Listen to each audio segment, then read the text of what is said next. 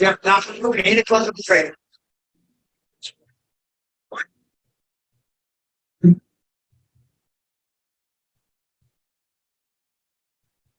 I knew how much fun they were. I would have had them for what? I knew how much fun they were. I would have had them first. They mess up my late a lot money.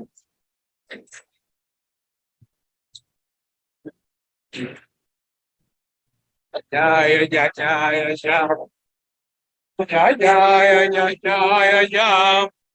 Yeah, yeah, la, la, la, la, la, yeah. Oh, I know. Yeah, yeah, yeah, yeah, yeah, yeah. Oh, yeah, yeah, yeah, yeah.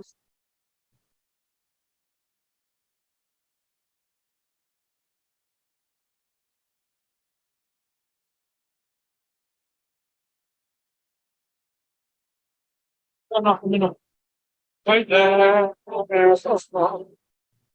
Back right there, they should not sleep. Oh, are you strong? For the shadow, back right there, see. Oh, so come on there. Yeah, yeah, yeah, yeah. Hey, yeah, yeah, yeah, yeah, yeah, yeah.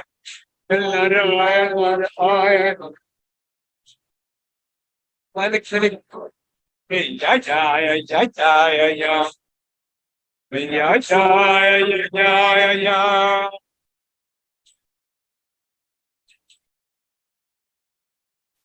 Kaim, lakaim, lakaim, lakaim, lakaim.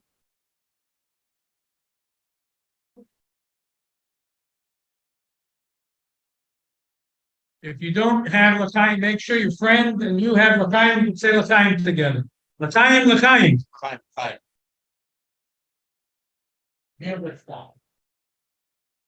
The Jewish history. Gimmel Tammuz.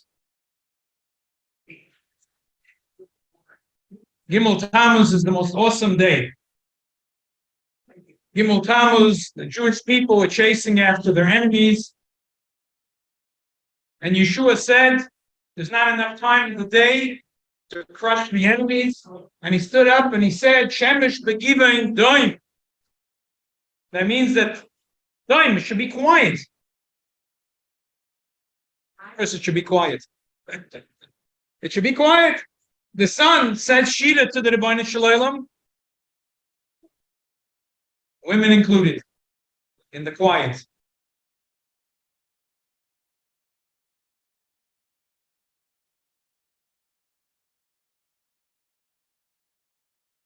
The sun says Shida, and it goes around the world in a circle saying Shida, stop, because the Jewish people have to crush their enemies.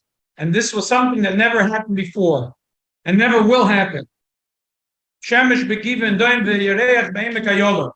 And this is the day that has this unbelievable koyach, the stalkus, the lula of our Rebbe. That our Rebbe gives us the koyach that we can walk out where there's enemies, not just stop the traffic, push it to stop the sun and the moon until we crush every and the last one of our enemies until we bring Mashiach Tzidkenu. So tonight, we're going to say L'chaim, and we're going to Farbrengen until every one of us knocks out the last one of our enemies, the Yetzer Hara, and the enemy that for Klal Yisrael, this Golus. And until we see Mashiach Tzidkenu, there's an unbelievable koyach. We're lucky we live in New York. It's no big deal. You jump in the car for 35 minutes. You have to Tzion HaKodesh. We know that Kolach knew the secret of how you break through every Nisayan. You jump into your car, you go to Kivrei Tzadikim, to our Rebbe. So L'chaim, L'chaim, we have the schus to have with us tonight a Choshev, Rav, and a Shliach.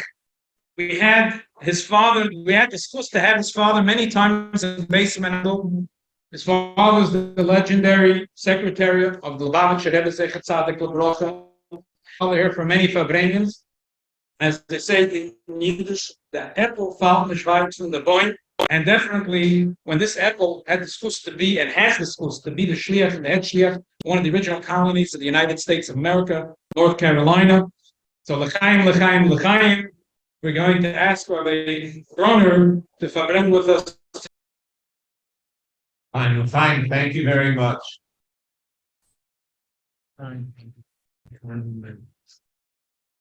Before we start, as a general introduction,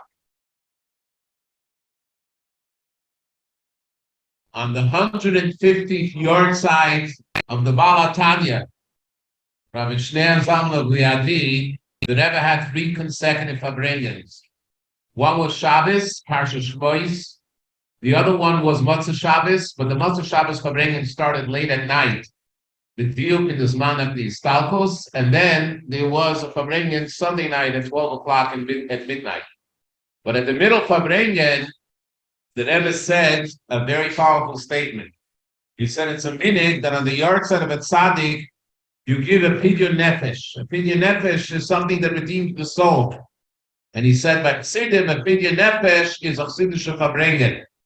So our gathering here this evening is our pidyon nefesh to the Rebbe, because on this day, all of his work, all of his Torah that he studied and that he taught, and all the mitzvahs that he kept, and all the inspiration that he inspired people all over the world, elevates a notch to a much higher level. So let us say l'chaim, l'chaim. L'chaim, l'chaim, l'chaim. So speaking about Shmois, it's very relevant to the yard side of the Rebbe. And let me explain. I'm going to take you back to the Yom Tov of Purim, because there's a similarity here in the Yom Tov of Purim and what we're talking about on Gimmel Tammuz. So in the Gemara it says that when Haman Rasha, the ultimate Yetzer Hara, was deciding when he should, God forbid, fulfill his plan, so he drew a lottery. He did a doiro. And it says that when the doiro fell out on Chodesh Adar, he was very happy. And why was he happy?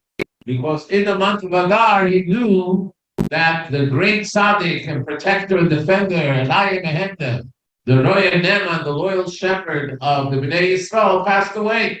That was Moshe Rabbeinu on Zion Adar. So since Moshe Rabbeinu passed away on Zion Adar, in its sense, it's a good omen for him that the protection and the defense of the Bnei Yisrael, that did, has disappeared. And Abaskol came out and said that you don't realize that on this day, Moshe Rabbeinu was also born. So what's the big deal that Moshe Rabbeinu was born on this day? So Rashi makes a comment in the Gemara, and what does Rashi say? Kedai leidosoi lechaper al misosoi. That's the lashon of Rashi. Kedai leidosoi, that it was worth his birth. Lechaper al misosoi, that it atones for his death. And with that, Rashi finishes. So the question is asked: what is the meaning of Rashi that the birth of Moshe Rabbeinu was something that atoned for his passing? So there's a Rabbeinu B'chaye. The Rabbeinu B'chaye says that it says that when Moshe Rabbeinu was born, that they saw that it was toy, and as Rashi brings down, Nismale Abayis Oyer, that the entire house was filled with light. So Rabbeinu B'chaye says, what kind of light was this? This was a light, the light of Ein Sof, that existed on the first day of creation. As we know, that the first day of creation, the Sunday, which is Chesed, we actually learned it now in the daily Shir of Tanya, that the Alter Rebbe says that every day represents another midah of Baruch Hu. And Sunday represents Chesed, the infinite Chesed of Hashem. Monday represents Gvura, justice, and that's why it doesn't say Kitoy, Yom HaShlishi, Huchmo Kitay, which was Rachmim. But nevertheless, on the first day, there was a light that it says in the Medrash that you were able to see from one end of the world to the other end of the world. It means it's the Oiden Sof. So Rabbeinu B'chaye says that the meaning of what the Gemara is saying, and what Rashi explains, is that his birth brought about a new kind of light, a new kind of ashpa, a new kind of oil from HaKadosh Baruch Hu, from the Eibishter into this world, that light never dissipates. It only gets stronger from time to time. And that is the meaning of what Rashi says, that because the Leda of Moshe Rabbeinu produced such an infinite light that never dissipates, so that light remains forever and protects the Bnei Yisrael. So I would want to say that the Rebbe actually spoke about this, and it's from Moedik HaSicha, it's printed in the Sichas, and the Rebbe goes further and says that usually when a baby is born, even though there's potential, but it's not comparable to the day of passing. Because in the day of passing, the person, especially a tzaddik, has accomplished so much in their lifetime. So when they pass, all the avodah that they did b'meshach their life is oila to such a high level. So you must say that the oil that came from the Leda of Moshe, from the birth of Moshe, even surpasses all the Maisim Tovim and all the great accomplishments of Moshe Rabbeinu. In other words, the oil is so great that it transcends even all of his actions. And I would like to say that I believe that the same is true in regards to the Rebbe. That even though on Gimmel Tammuz there was the Farbrengen, and it's mentioned before that it says Shemesh Begiven Doim, but it means that the oil was so powerful on the day that the Rebbe was born that it continues to become stronger and stronger and stronger from year to year. The Rebbe said it about the Fritike Rebbe, and we can with ease say it about the Rebbe. So if that's the case, I would like to present something of substance. We talk about the Rebbe, there were a lot of tzaddikim, there were a lot of Gedolei Yisrael. What is so unique about the Rebbe that we celebrate his Yortzeit and that it has such a great meaning to us? So what I want to share with you is that it's not only about the Rebbe, it's about each and every one of us in the generation of the Rebbe. And let me preface it a little bit by explaining something. But first I want to say l'chaim. I know. In the lexicon of Chabad, we talk about the fact that the Rebbe was Dor HaShvi'i, the seventh generation. The Medrash says something fantastic about the seventh generation. It says, Kol HaShvi'im Chavivim. All the seven are beloved. And who's the Medrash talking about? The Medrash is talking about Moshe Rabbeinu. Moshe Rabbeinu was the seventh from Abraham, right? Abraham was the first, then you had Yitzchak and Yaakov, and then you had Levi, until you come to the generation of Moshe. What was the greatness of Moshe? The greatness of Moshe was that he was the one that was able to bring the Shekhinah, the divine presence, down to earth. And in fact, there's two opinions about this, and really they're not in the machlokes. One opinion says that it was during Matan Torah, when Vayered Hashem al Sinai, that was the Hamshachas Hashchina Lamata. And then there's a day that says it was when Moshe Rabbeinu built the Shekhinah, built the Mishkan, which brought down the Shekhinah. What does it mean to us? I don't want to just be philosophical here. I'd like to be a little practical and talk about the idea of bringing the Shekhinah down the Mata. When we talk about Shekhinah, which is the presence of HaKadosh Baruch Hu, it's way beyond that we should even be able to describe it. So what does it mean, the Shekhinah Lamata? As you know, that the mimer that the previous Rebbe left for his Yortzeit, which became the mimer that the Rebbe said as his the first anniversary when the Rebbe accepted the Messiah, is Vasi Ligani Achoisti Kala, that Hashem says, I came Ligani, Gani Lignuni, my place of pleasure. Which place is that? Olam Hazeh Atach. And this is something which is very difficult to understand. Olam Hazeh Atach, this lowly world, don't we say that there's nothing greater than Olam Haba? Kol Yisrael Yesh Lem Chelek Olam Haba, and we aspire Olam Haba. The truth of the matter is that Elam Abba is reward. But where's the desire of Hashem and where's the Shekhinah? That is in Elam Hazeh. So I want to talk a little bit about this, but I'll tell you a story that I heard from Rabbi Mendel Wechter.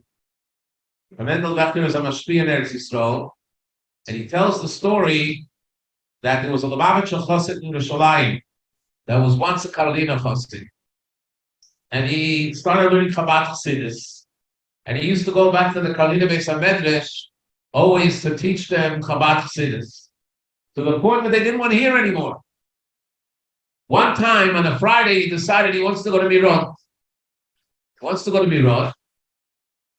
So he takes the bus from Yerushalayim to Miron, gets to Miron, he arranges a place for to stay, and all of a sudden he realizes that he didn't make any plans for his provisions.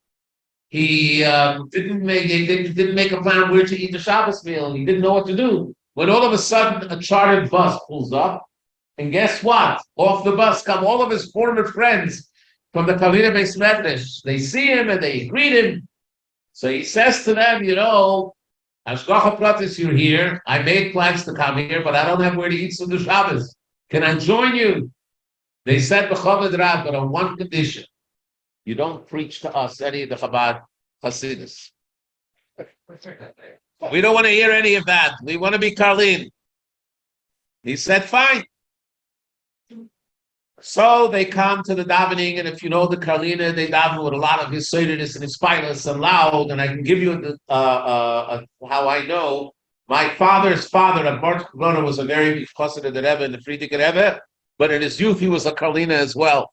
So when my brother and I used to visit Rabbi Yisrael Grossman, what happened to the mic? When my brother and I used to visit Rabbi Yisrael Grossman in Beis Yisrael, near Meir Shiarim, we used to go to the Karlina Shul. And they used to see us. They asked us who we are. We told them, the Falorin and the Shamists, and it's where the lost souls came back. So they davened in Miron with a lot of Hispilus, with a lot of emotion. And then they had Suda Shabbos. Sat down by Suda Shabbos. And after the fish, they started singing a song. And the song they sang with big Yisraelis, and it was Olam Haba is a kitazah. Olam Haba is a great thing.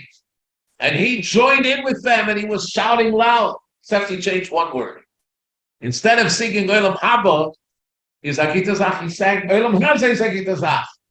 And he was singing so loud that when they finished, he was still in his Yisraelis singing Olam Haza.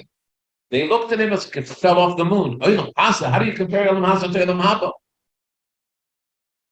So he asked them a question and he says, you're in Miron right now.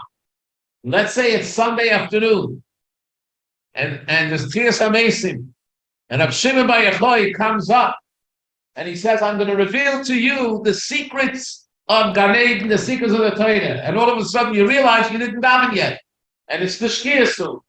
So you have a choice, either to go hear his Torah, or to go put on tefillin. What are you going to do? What are you going to do? They said, it's not even a question. We're going to put on tefillin. Says, you see, tefillin is Olam Hazeh. Tefillin is a mitzvah that they can't do on they do here. So what's more important? The kiyum mitzvahs of the Eibishter Olam Hazeh. And that's the idea of Shechina Lamata.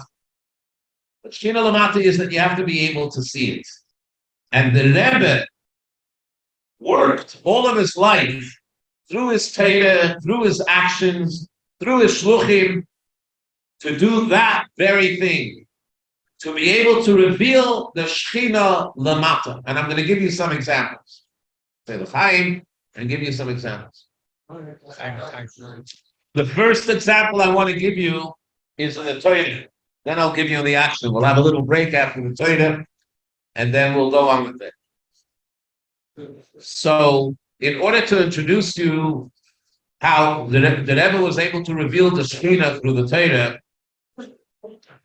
I want you to understand that Bechlal, the Rebbe, was an introvert. You know what an introvert means? Someone that wanted to be by himself. His friends were the Holy Sfarim. The Frierdiker Rebbe once said about the Rebbe that you'll always find my son-in-law up at 4 o'clock in the morning. It's either that he's just finishing his learning, or he's woken up to study. The Rebbe, every spare moment he had, he was always learning, and learning with depth. The Rebbe's Bekiyas is one thing, but the Rebbe's Amkus, and to have the whole Shas and Poskim, and to have all of Chassidus and Kabbalah in front of him, was when the Rebbe would speak, he didn't have notes, he didn't have a teleprompter. It was as if it was all in front of him, and it was one in the Kuda. I'm going to give you some examples to understand how the Rebbe looked at Torah.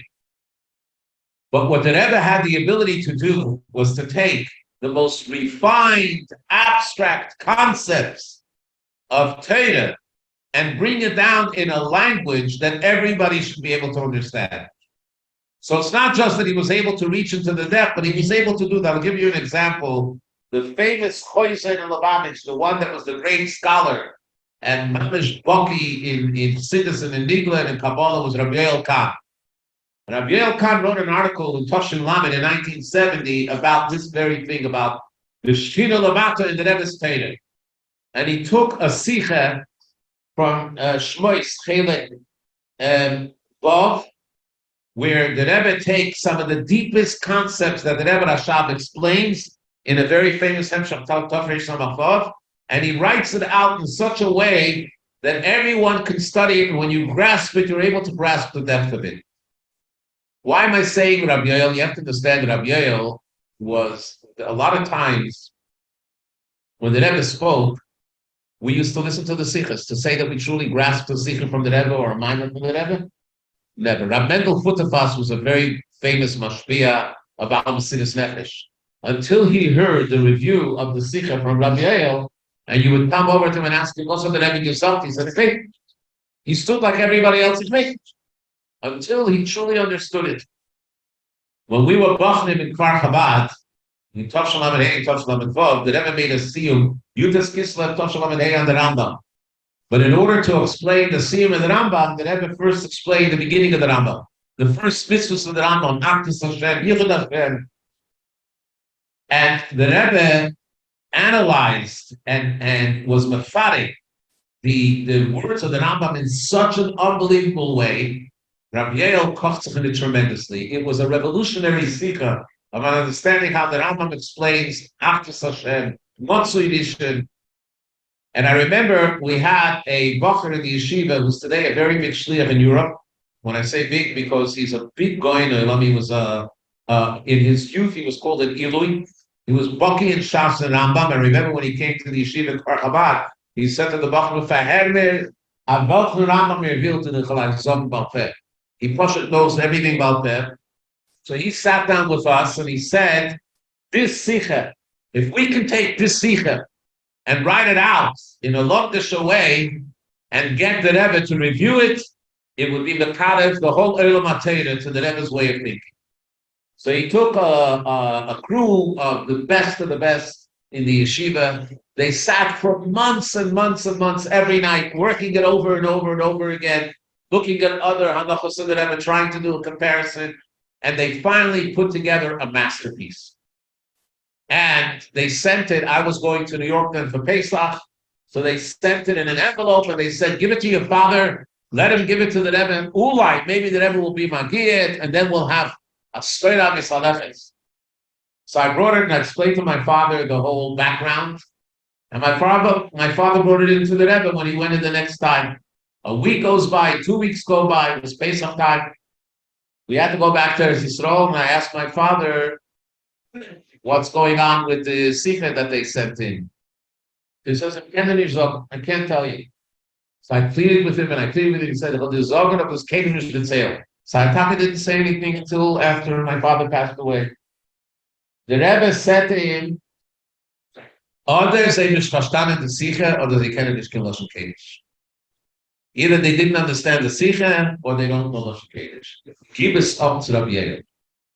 So even the Rebbe trusted Rabbi Yoel, that Rabbi Yoel was a maven. It says that Le'yordu Chachamim L'Sei Daiten Shel Rabbi Meir. He never went to, we could never understand the depth of the Sikha. If you take a mimer for the Rebbe, a Sikha of the mimer, and a mimer, and you read the Hanacha, and then you look at the way Rabbi Yoel prepared it for the Rebbe's Hagah, it's on a totally different level. Because he understood the depth of it. And what he said was that the Yeridas Shechina, or the revelation of Shechina, is that the Rebbe can take the most abstract aspects of Torah and bring it out to people that everyone can have an approach to it and everybody can understand it in a practical way at their level, which that is part of what Moshe Rabbeinu was doing. Moshe Rabbeinu bringing the Shechina down was to teach Torah, Torah Shmosaf, Torah Shmapeh. The Shechina means you feel Getlach. You feel Getlachkeit, you feel godliness. And when you are in the presence of the Rebbe, you learn the Rebbe's Torah, you feel godliness. Because it's that oil that came through the Rebbe, and that is one of the aspects of the Torah Shvi. So you had Rabbeim before that taught, and it was mamish le'elo le'ela. But to say that there was a gisha, that everybody can approach the Torah and truly understand it, that did not happen until the Rebbe's generation. So that's number one. Can we continue? Or? Yeah. Huh? Continue. Now I want to go with the second thing. The second thing is the Rebbe's relationship with each and every person. So I'll tell you a story in order to understand it. You have to understand that in the previous generations, there was a circle of leaders around the Rabbi, and you couldn't just go and have access to the Rebbe. And someone said, I want to have an appointment in Yechidus with the Rebbe, that has to be one of the big cities. Otherwise, they would go to the Mashpiyim. Some of the Rabbeim had sons, they would have to go to the sons. Women, women never could go into Yechidus. The Rebbe changed all of that. So right in the beginning of the Nesius, the Rebbe started to see people 3 times a week. Sunday night, Monday night, Sunday night, Tuesday night, and Thursday night. Now, mind you, the Rebbe worked the whole day. So during the day, it wasn't shy to go in for an appointment. So 8:30, 9 o'clock at night, the Rebbe would start, and it would go till the end, 4:30, 5:30. Someone would call up and try to get an appointment. So my father would say, yeah, I have an appointment for you in 7 months. And what time? 2 o'clock. 2 o'clock p.m.? No, 2 o'clock a.m. There was no such thing as an appointment 2 o'clock p.m. You came to the Rebbe worked during the day, and at night he saw people. The Rebbe Pashut slept an hour and a half a night. So parenthetically, I'll tell you, it was already after the Rebbe's Chaim Mushka passed away. The Rebbe moved in a year later into 770 to his room. I came once up from my shlichus in Carolina. I went into my father's office. There was a young man there by the name of Berel Yunik. This Berel Yunik was the shaman. And there was a big Farbrengen of Chassidim going on downstairs. And he says, every night I'm here as a shaman, I never can partake. Maybe you have something to do and you sit in your father's office. So no. If the Rebbe comes out, I'm not ready to be there. He said, don't worry. The Rebbe doesn't come out. And if he comes out, he just takes the work, puts it on the table or takes it off the table. You don't have to worry. So I said, I have some learning that I didn't finish during the day. I'll do it. So that was about 2 o'clock. 3 o'clock in the morning, I hear that the Rebbe's door opens up. I look towards the Rebbe's door and I see the Rebbe's arm. And the Rebbe takes a whole stack of work that he just finished. Magir, Terev, Siches, and Maimorim, and he puts it on the table. He closes the door, and I hear the light switch. The light switch you can hear, but just to be sure, I walked out through the steps to the outside. I looked, I saw the lights were closed. And I went back to learning. That was 3 o'clock. 4:30 in the morning, I hear Negelwasser. The Rebbe kept Negelwasser next to his bed. I hear the Negelwasser. And then I hear the Rebbe walking to the washroom, pouring out the Negelwasser, whatever he was doing. Then he comes back, opens up the door. There was some more work that he had to take, takes it back, and continues working. And about 5 o'clock, Berel Yunik comes back. So I said, I noticed that the Rebbe only slept an hour and a half. So he looks at me, he says, so it's every night like that. So I went to my father and asked my father. He says, yeah, it's every night. So the Rebbe Poshet, if you understand, the Rebbe's time was devoted to people. Besides what he learned for himself, it was devoted to people. At night, when he did go home and he didn't have Yechidus, he would go home with shopping bags, these paper shopping bags that had like something on the bottom to hold it up, and in it was letters. He would go home generally about 1 o'clock in the morning. Rebbetzin would call and ask if the Rebbe can come home. He would come home. And then he would sit down and have a tea with her, and then he would go into his study and continue working, and come back the next morning with all the work done, all the letters answered. In fact, there's a famous story that the Rebbetzin once asked the Rebbe, why don't you have Nachmanis on yourself and go to sleep, rest a little more? So he shows her a letter in French from a Jewish woman that was writing with tears, and she says, my letter is full of tears because my daughter met a non-Jewish boy and she wants to marry him, and I'm asking the Rebbe advice, how can I dissuade her from doing that? And she says, I don't sleep at night crying that she should leave that boy, and the Rebbe says she doesn't sleep all night, and she's crying to me, and I should go to sleep. The Rebbe Poshet felt the pain of every person, but this is where I want to go. I want to go with the communication. The Rebbe allowed everyone to write letters to him, and the Rebbe would write letters back, etc. We see from the Igros Kodesh how many letters are there. But here is one interesting story. The interesting story is, and I heard this from my father after the Istalkus, and he told me that in the very early years, the Rebbe called him in together with Rabbi Shalom Mendel Simpson, but mainly it was directed to my father. And he said he wants him that every person that writes to him, he should make an index card for him. So you have these flat boxes of Rolodexes. It wasn't rolling, but it was one index card box. Kids today don't know what it is because everything is on computer, but then you have to handwrite these cards. And everybody that sends a letter to me, I want you to write their name, their mother's name, and if they include the family's name, to write every family member and make a card according to the alphabet. And when one box fills up, fill up another box and another box, and the Rebbe wanted him right next to him. The Rebbe by his desk, next to his side, there were file cabinets. And on top of the file cabinets, that's where these cards were. And my father was wondering why all of a sudden, the office can keep files. Why does the Rebbe need them? So the Rebbe proceeds to tell a story, and he said that he saw an Hanhoga of behavior by the Frierdiker Rebbe, which was puzzling.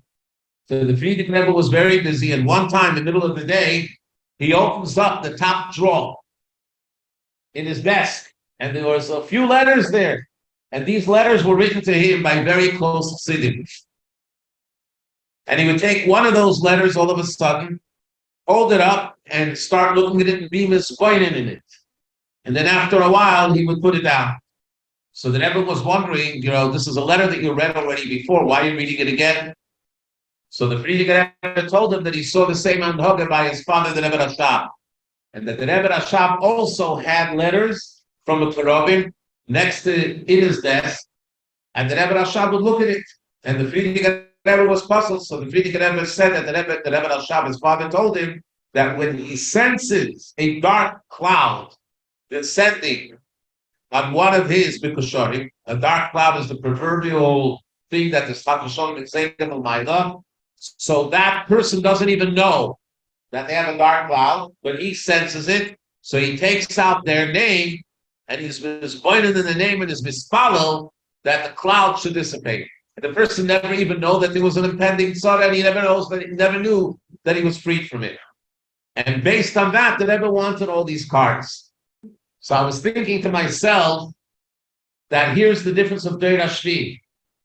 That it wasn't just the letters of the Mekoravim that he had next to him, it was everybody that communicated with him became his inner circle. Every person, man, woman, a child that connected became the Rebbe's people, the Rebbe's inner circle. That's the end of Deir Hashvi. Not only that, but when the Yechidus stopped, Tavshin Lamed Hey, and then after that, the Orchim stopped, and after that, it was the Yechidus Kloli. The Rebbe started in the 80s a custom of coming out every Sunday to give out $1 to tzedakah, be a shliach mitzvah. And being that Sunday is chesed, there were no limitations. There are videos of this. People would wait 4 or 5 hours. Everybody had a chance to come before the Rebbe, ask a bracha, and the Rebbe would give them a smile. There was kiruv hadas, and the Rebbe explained once why on Sunday is the union of chesed. That's why it's a zman mesubel to give extra tzedakah. But I was thinking to myself, the Rebbe's time is so precious that the Rebbe didn't waste a minute. When the Rebbe was Abul Rahman al-Islam after his father in Tafshin Dalid, so he would daven with the Bachman Sheminyan. But the Bachman weren't always on time. So the Frierdiker Rebbe sent a message down and said, you have to be on time. So the Bachman said, we're only 5 minutes late. So the Frierdiker Rebbe said, what by you is 5 minutes, by my son-in-law is 5 years. There was 3 times that the Rebbe went to visit the children in summer camp. And then the last one was in 61, I remember it. And then they asked to go again, and the Rebbe said, I'm still trying to make up time that was lost in my travel to and back. And here the Rebbe would go out every Sunday and didn't stop until the last person went over. Hours upon hours without a break. And I was thinking to myself, why? So it wasn't just the schus that he wanted to be able to make a person a shliach tzedakah, a shliach mitzvah, but it was more than that. He wanted to empower every person by looking at the individual and giving him the koyach and the sinas koyach. You can now be a partner with me for Shabbos Hashkina Lamata. And that's another aspect of the Deir Hashvi. That's why I'm saying it's not just about the Rebbe, it's about the entire generation. And if you look at the text of the first minor, the Rebbe is speaking about the Deir Hashvi, the lashon there is Ve'ine zeh toivi mikol echad va'achas meitonu. This is what's demanded from each and every one of us. He's not talking about himself. He's talking about the whole generation. He was empowering the generation, and he said, you and I together can bring down the Gilui Ashkina, which will eventually bring down the Gilui HaMashiach.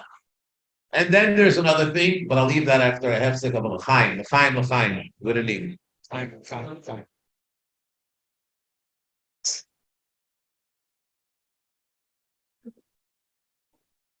You need one of the tables more out here to make more space. Yeah, sure.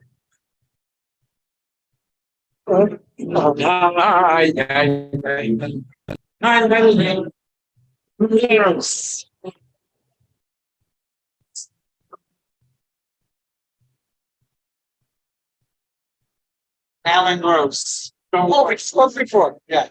Good. Sure. Said you make L'chaim on seltzer. The word Fox. L'chaim.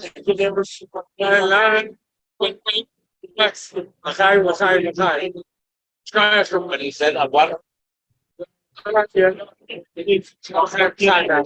Thanks. Thanks. It's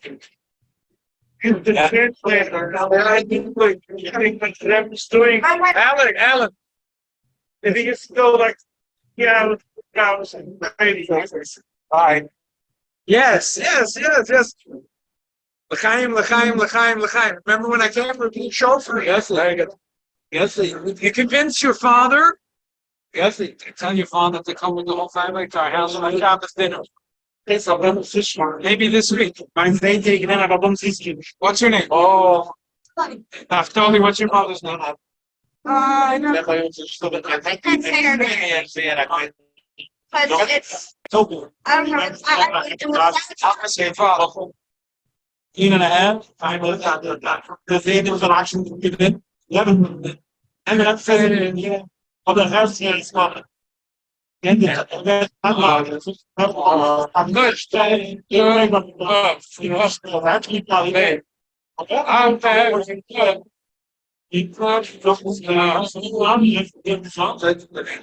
Yeah, you wanted to last night. Honest, what was he to that's what was an absolution. Telling about. I don't know, honest. I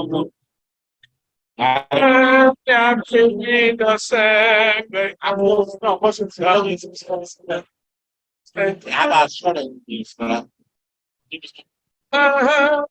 I can't get this one. I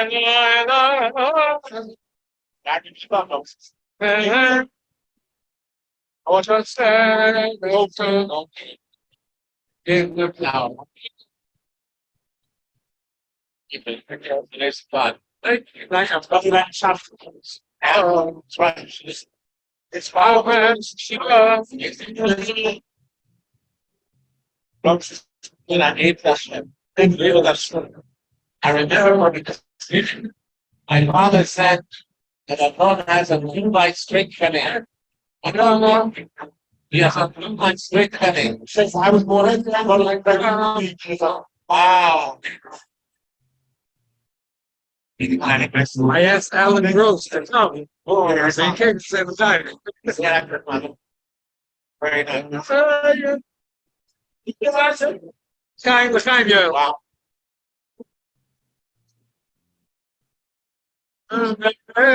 What?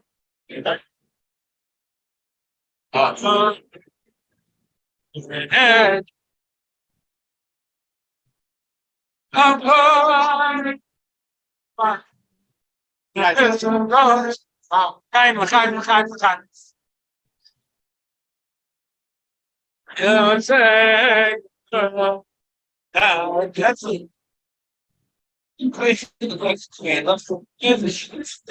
why I have to develop. My mind is not funny. I'm much more. So I'm getting to you. That's why I go out.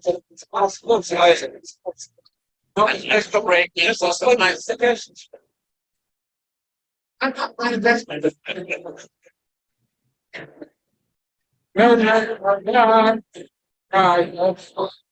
is time. I'm trying to give that, let's do the permit. Listen to you found. Let's do those. Since those, it's a good jump to.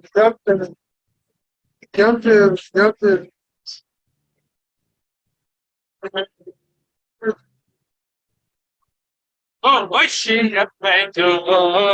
Oh, yeah, she ain't you. Time to grow. I and I. Hey, man.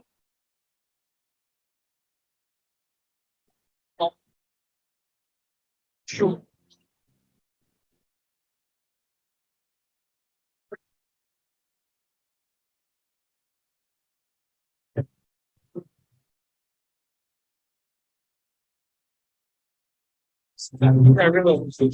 So maybe to the city. Never says to wait. Then get the money. Once it's a listen, let's go. What's that? What's that? I say? Yeah, so they should go. To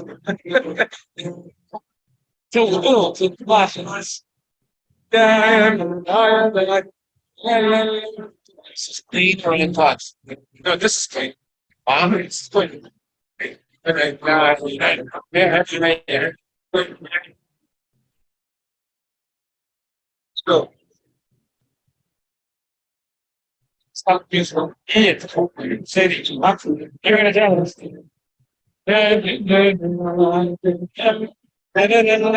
So the building. Well, we know. That's for skill by next one. So this is minus. Yeah. Wow. Okay. Yeah. So yeah. Behind.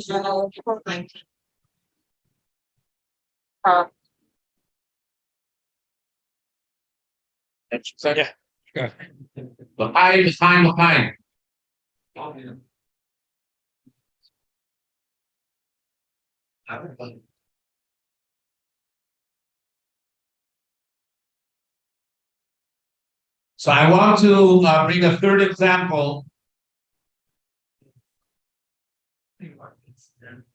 and that is something which is negated to action. As you know, I mentioned before that Olam Hasa is what's most important because that's where the action is. The Rebbe, whenever the Rebbe would speak a Sikha, whether it was a Sikha in Nigla or in deep Sikhs, the Rebbe always said, there has to be a Mechay.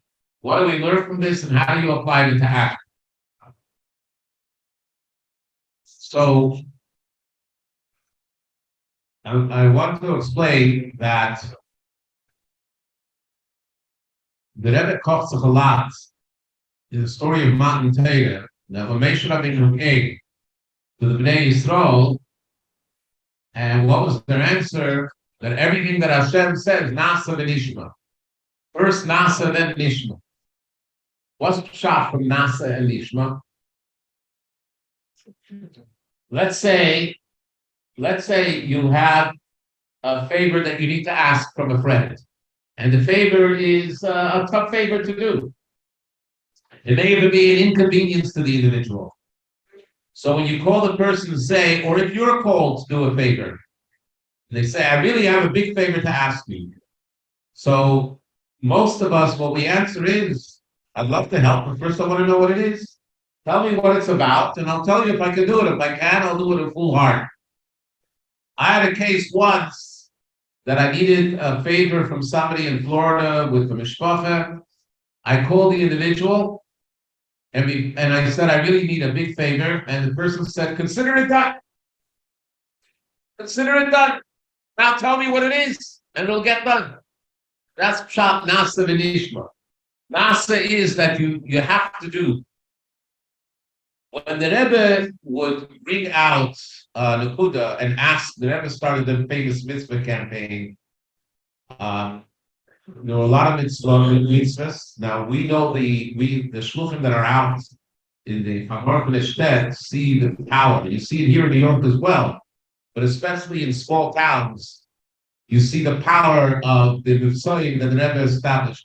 How many people changed their lives, and Pashut became frum, and Pashut became Shemri Teiro mitzvah as a result of being reached out. Because they didn't know and they had the opportunity. But where I'm going to is that the Rebbe used to say that a true leader is not someone that has to command. A true leader is able to inspire people that they should want to act. And I'll give you an example that actually illustrates it, what I'm saying. So mitzvah tefillin started in Tosha Chav Zayin, just by the Sheish Hayamim, and the Rebbe said, "V'ro kol ha'amei ha'aretz kishem havaya nikra alecha," and the Rabbeinu Asher says, "Elu tefillin shevarosh." And B'meila, he said that tefillin with people. A lot of karkaf to the leibon of tefillin that started to put on tefillin, and we encounter them all the time. As I was going to the airport today, my son took me to the airport in Carolina, in Charlotte, and he said, "Today, I had a karkaf to the leibon of tefillin." It's a very big thing that with Mizaka Yid, that he should be able to put on tefillin. Then in Tosha Lamed, the Rebbe formulated the mitzvah, and then it was 5 mitzvah. It was mitzvah Teda, mitzvah tefillin, mitzvah mezuzah, by as well as Farim. So even before Neder Shabbos training. And then they were doing, everybody was doing, there were brochures and so on and so forth. What was the turnaround when it became with the mitzvah tanks and the mitzvah mobiles? What exactly happened? Let me tell you. Those of you that remember a little bit of 1974, Tosha Lamed will remember that there was a series of terrible events in Eretz Yisrael, terrorist attacks. The worst one was the one in the northern town of Ma'alot, with Talmidim from Tzfat, and the Arabs attacked and took them hostage, and then 34 of the kids were killed. And the Rebbe, I remember, pushed the Mitzvahim a lot. Then there were other tragedies that happened. There were accidents that happened. The Rabbi was killed in a car accident. Moses Shvulis. Now remember Parshas Nosoi. Parshas Nosoi, the Rebbe spoke by the Farbrengen about Parshas Shvulis, and then in the Mitzvahim. In the 4th Sikha, the Rebbe started to speak words which shook everybody up. And he said that in the Teichecha, that the Eibishter and Moshe Rabbeinu give to the Bnei Yisrael, there's a lashon, v'hiflo Hashem es makoispo, that God will be wondrous with the makis against the Yid. And he said that after the Holocaust, there was a Siddish Rebbe that came to see the Friedrich Rebbe. Friedrich Rebbe was a survivor of Stalin. That other person was a survivor of the camps. And he started to say that he understands what was going on with the Jewish community. They needed a wake-up call. And the Rebbe said, the Friedrich Rebbe grabbed him by the hand and said that it's not our job to excuse Hashem. And the Rebbe started to cry. When I say cry bitterly, and saying that the Eibishter is doing things with Am Yisrael that defies logic. You can't understand it at all. And the question is, what is our reaction? We cannot sit passively by. And our reaction has to be just as wild and irrational with the Eibishter. And that is that we're talking about the mitzvahs, we're talking about doing mitzvahs. There's Hamrina Shulreini, as the Gemara says in Makis, with Rabbi Akiva and his friends. And they wanted to drown out the noise of Hamrina Shulreini with the famous thing. That it says there's Hamrina Shulreini right here in New York. And we have to drown it out with the mitzvahs. And he was crying the entire time. Now, when the Rebbe would cry by the Farbrengen, everybody was stumped and didn't know what to do. It was uncomfortable to see it. And what was the Rebbe crying about? The Tzaras of Bnei Yisrael. And he was giving the antidote. Go do and make a shturim and amen shoremi. So I remember that night in 770, the yeshiva bachrim was sitting, and they were saying to themselves, what can we do to be wild? What can we do to be irrational? What can we do to shake up the city? And they came up with an idea. They rented a truck. These are bachrim that go on and learn, bachrim that were masmidin. They rented a truck. They put tables and benches. They brought sandwiches. They took pairs of film. They put in a loudspeaker. They went onto Broadway and they started to play the music and say, attention Jews. Attention Jews in the World War II was something else. Here we're saying, attention Jews. Come put on film. Come do a mitzvah. And within a few hours, 200 people lined up to put on film. They came back that night. They danced around the truck. The next morning, there were 6 trucks.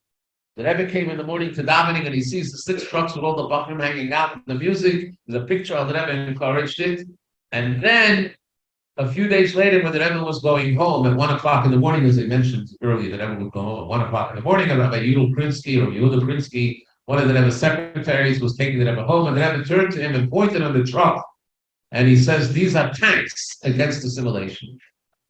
And the next big Farbrengen was Yudbe's Tammuz, and the Rebbe explained that a tank was invented as a vehicle to override and overcome all kinds of barriers and obstacles that conventional vehicles couldn't override. That's the mile of a tank.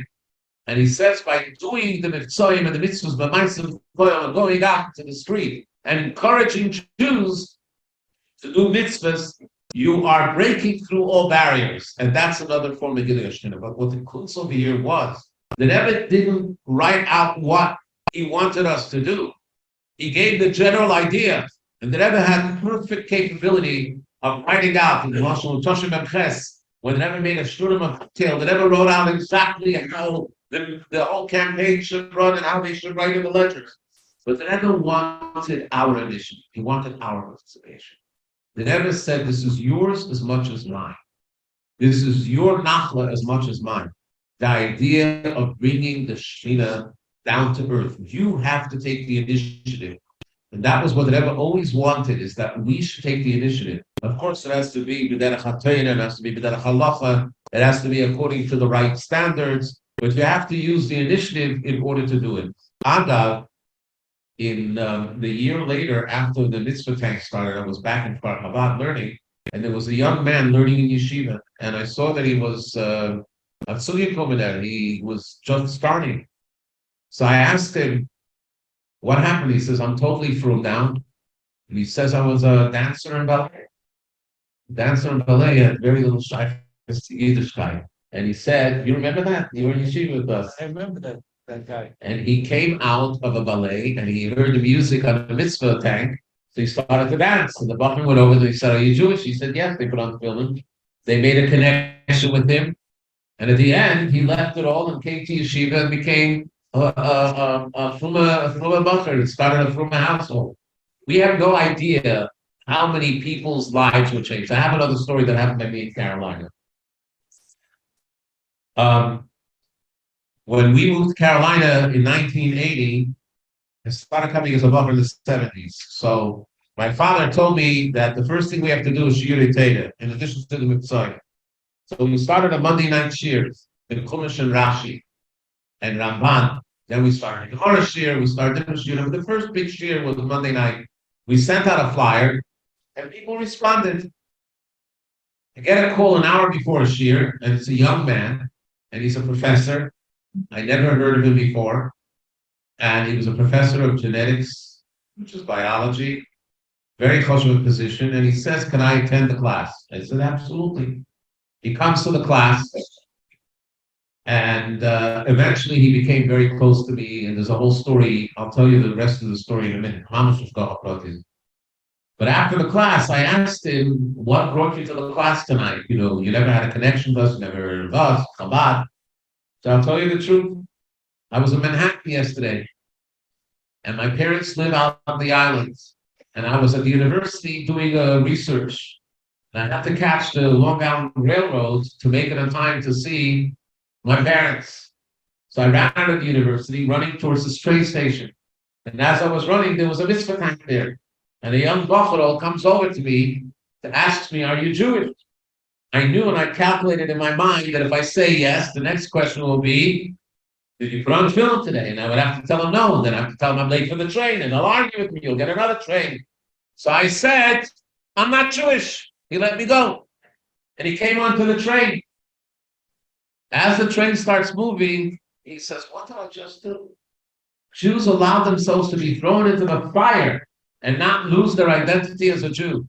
And here, for my convenience to catch the train, I said I'm not Jewish. He cried the whole way to Long Island. But the crying was not enough.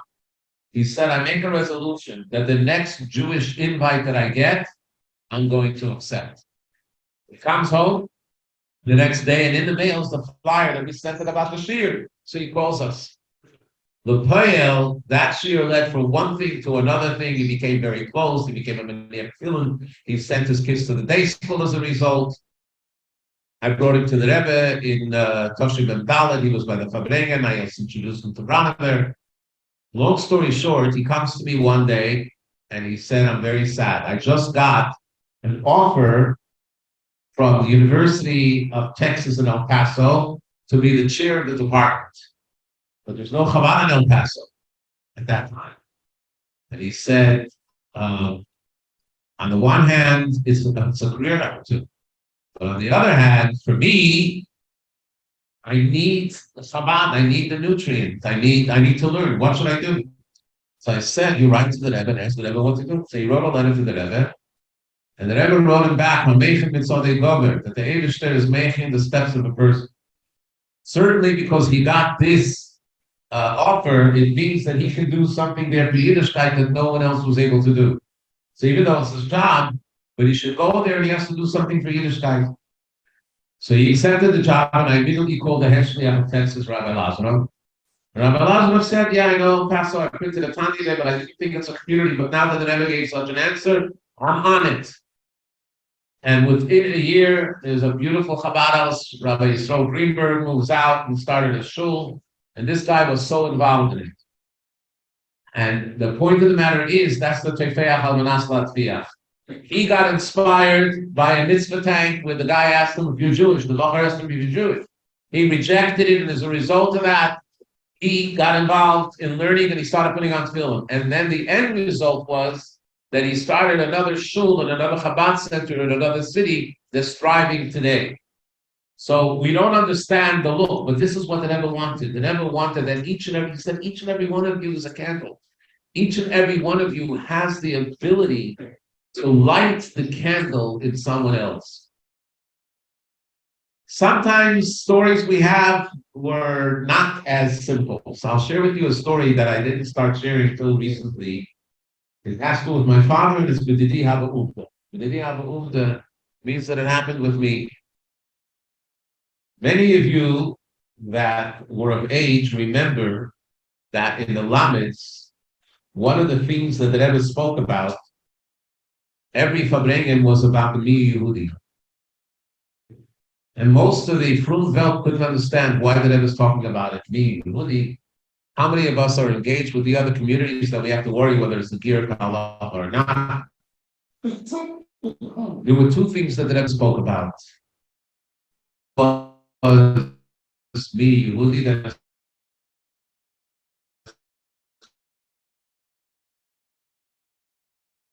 Gir Kala. And the second thing is, are these two problems. There are people that are today Zaharan and Israel, Jews that are not really Jewish. There's a whole story with a bacher in the yeshiva that they just found out he was engaged, that he actually, his mother came from Russia, she never went through a gear. And they never said it by Farbrengen, they never said it further. He said that she even wears a Salem Nachman al-Islam. So this is affecting everybody. And then the Shlemus Haaretz. But B'shar Smaisa, it didn't bring a lot of good friends to Lubavitch in the non-religious world. When there was the big election with Aguda in the MEMS, so when Aguda had a very big nitzachon and everybody knew it was because the Rebbe pushed it, so there were people in Eretz Yisrael that said we have to have the Mi Yehudi resolved as a gift. The Rebbe wanted that they should first try out some things that everybody can agree, the Shalom, whatever. I'm not going into that. So from the non-religious camp, there was somebody in our community that was very high up, and he was connected to some of the national organizations, and he came to me, and he said to me that he wants to make peace between what we call the liberal factions of Chabad. Doesn't like that there's machlekes. Said, very good, have shalom. He says, how can I do it? And who could I speak to Lubavitch? So I said, there's only one person that runs Lubavitch. That's the Rebbe. I already learned it from a previous story. I'll tell you another story. This is a story I might have to myself. Many of you didn't hear about the ERA, the Equal Rights Amendment. But in the 80s, there was a very big move that there should be a federal law passed called Equal Rights Amendment. Equal Rights Amendment means that chas v'sholom, there's no hefresh between men and women. And any organization that makes a hefresh between men and women cannot be recognized as a tax-exempt organization, which means that all the Orthodox shuls, because they have a mechitza, would be disqualified.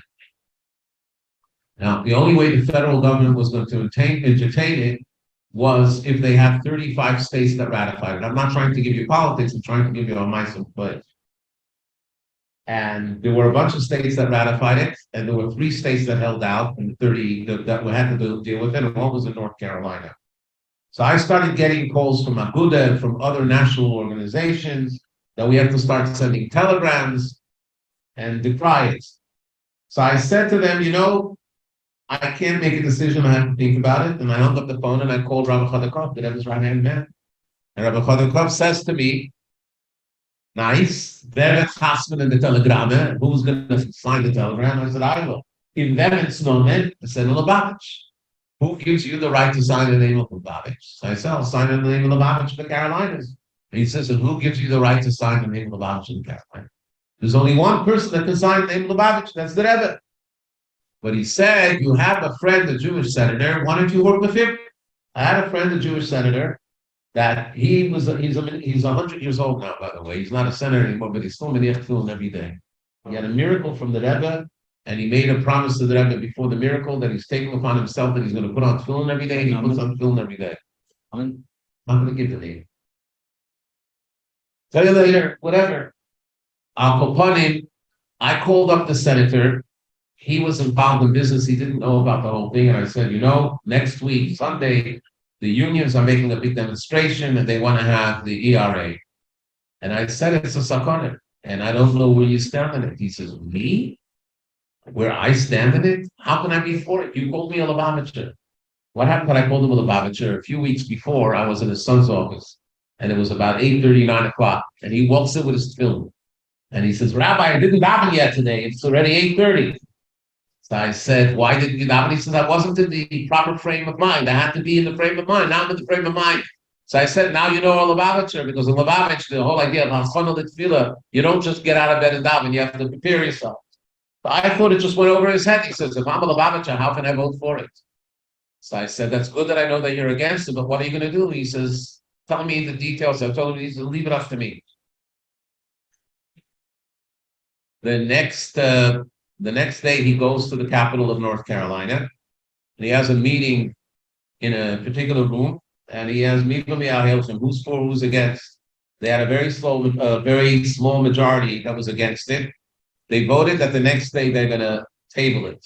The next day was a Friday, and the way they tabled it was that one of the people that had untergestellt said that I would like to table the discussion that we can't talk about it for the next 25 years. Anyone second? The senator seconded. It passed with a majority. North Carolina announced that they're against the RA. Illinois and Oklahoma said we're also against it, and then Florida said they're against it. That night, in all the news stations, they had the picture of the senator that he single-handedly destroyed the aspirations of the RA. The people in all these Orthodox organizations were dancing, and they called Rabbi Moshe Bogomilsky to find out how did it happen. The telegrams work. So Moshe Bogomilsky calls me and I said, they didn't send one telegram. I told them the whole story. So they were very impressed how the Rebbe works quietly and is able to hold up Yiddishkeit. So I already knew that when someone is meeting with me and says to me, Lubavitch is the Rebbe, so I said right to the Rebbe. So he wrote to the Rebbe.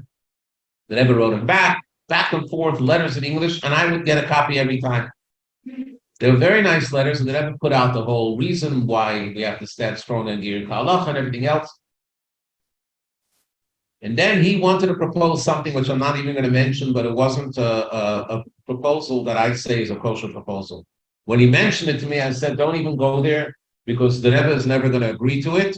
He says, I'm going to ask anyways. So he wrote to the Rebbe, and the Rebbe wrote back right away that this is not something that halachically possible. He's not going to agree to it. So he went and wrote a very nasty, disrespectful letter to the Rebbe, but one that was pashut not nice. And I got a copy of it before it came to New York. I look at it, and my heart stopped. I fell to the ground, and I said, how could the Rebbe's holy eyes look on such a nasty letter? So I ran to the phone, and I called my father, and I started to yell, intercept! Don't allow this letter to go in. And my father says, what's all so about? And I told him, the letter's going back and forth. It's a very nasty letter. So he says, that we have a pkuda, a command from the Rebbe that any letter that comes in must go in. We cannot filter any letters.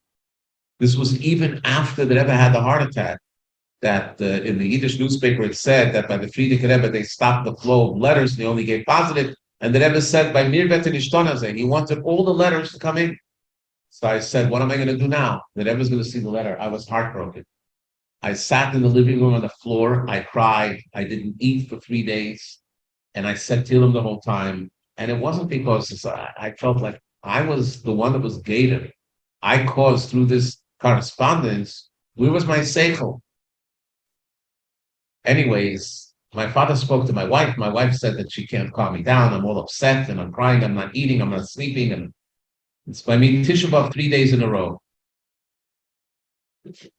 On the third day, the phone rings at 11 o'clock, and my father is on the phone. I was very surprised because my father would go into the Rebbe right after davening, and he wouldn't leave the room till 1 o'clock. Here it's 11 o'clock. So I pick up the phone and say, is everything okay? Why are you not in the Rebbe's room? He says, because the Rebbe sent me out to you. I said, what do you mean? He says, the letter came. And I was in the room when the Rebbe opened it up. The Rebbe read the letter, and he broke into a smile. Then he looks at me, and all of a sudden he becomes very serious, very earnest. And he says, "Was macht gesund? How's your son doing?" My father didn't hide from the Rebbe. He said, "Er sitzt und denkt und klopft und fast." That's what his version was. Er sitzt und denkt und klopft und fast. You know what that means? He's sitting, he's crying, and he's lamenting, and he's fasting. So the Rebbe said, "Geh shema risem, go right out there and ruf him up, soll das gleich rufen. So macht nicht du, his answer is fine. He should immediately stop and everything is fine." So I get that command from the Rebbe, I had to stop. But we made a decision that we're going to cut off relations with this individual. 2 days later, my father calls and he says that the Rebbe asked him about this individual, what's going on, and he said that his son and daughter-in-law said that they decided not to have any connection to him. The Rebbe said, absolutely not. They should be as friendly as ever and have him help. And he used to help with our camp. He used to help with a lot of things. The Rebbe said, so I did it. And he was as friendly as ever. He continued, his son continued, and I can say with pride, his son, daughter-in-law, his grandchildren and great-grandchildren are all members of our shul. They're Shemer Shabbos V'Teirim Mitzvahs, the grandchildren and the great-grandchildren, and several of them live in Israel, go in yeshiva. It was a mahapecha. And I saw from there approach that the Rebbe has. I'm saying godless. How can you say godless on the Rebbe? Most of us, when we are in an antagonistic confrontation, the Rebbe took a different approach. The Rebbe saw in this individual the name Hashem, and he said it's covered up, and therefore he's saying all these nasty things. But show him love and kindness, and it'll break through all barriers, and the light will come out, not only for him, but his children and grandchildren and great-grandchildren. And Kachave, and every 6 months, the Rebbe would ask to get a report of what's going on with him and the family. So it's the pshat from it is that the Gilui Ashchina is not only in ourselves, but to be able to see in another Yid the light of the Shekhinah. The Rebbe saw the light of the candle, the potential in every person. He wanted everybody to be part of the Deir HaShvi, to reveal that Shekhinah that's within a person. And if we do it with the right attitude, we will succeed. And the ikir is that we have an asinas koyach, because the Rebbe gave us the power. And on this day of Gimmel Tammuz, when the Rebbe's neshama is oila from one darga to another darga, and all of his chassidim and pesharim and the whole Klal Yisrael is oila to another darga, he gives us the ability, he gives us the strength that we should be able to overcome all the obstacles and taka to be successful, because we're not going on our own. I'll tell you another interesting thing.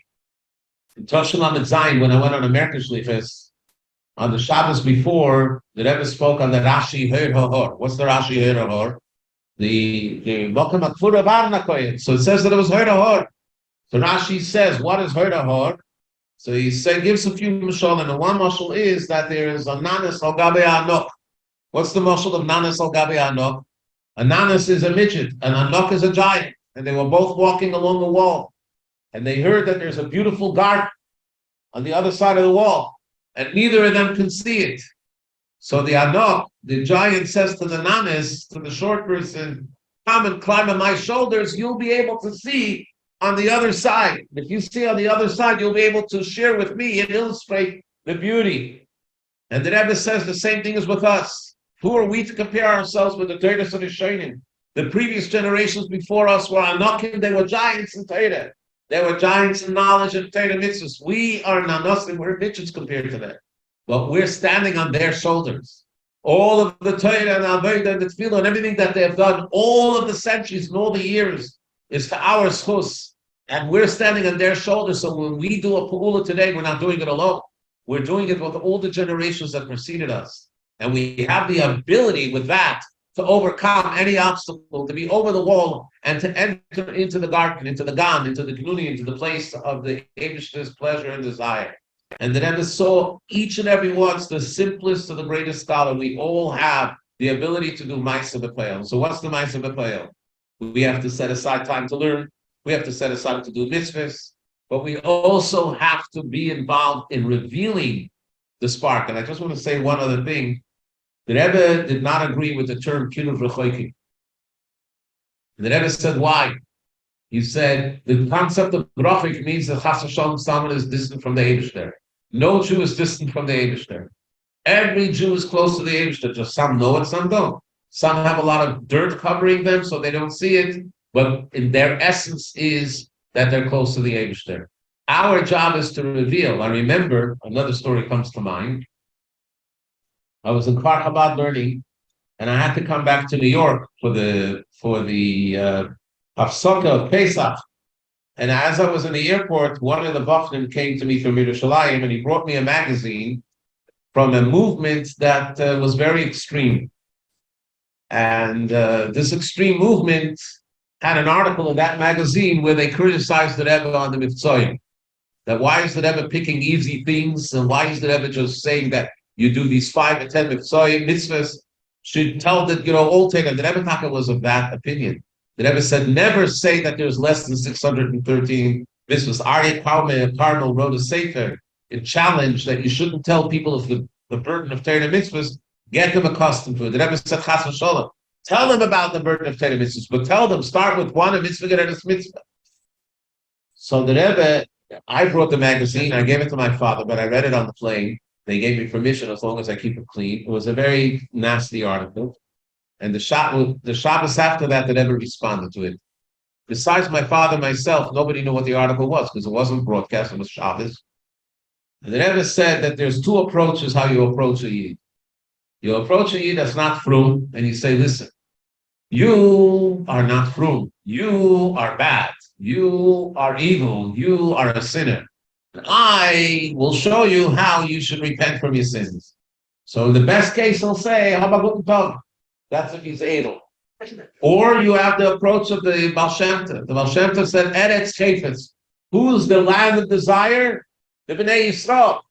The treasures that are hidden in every Jewish neshama is priceless.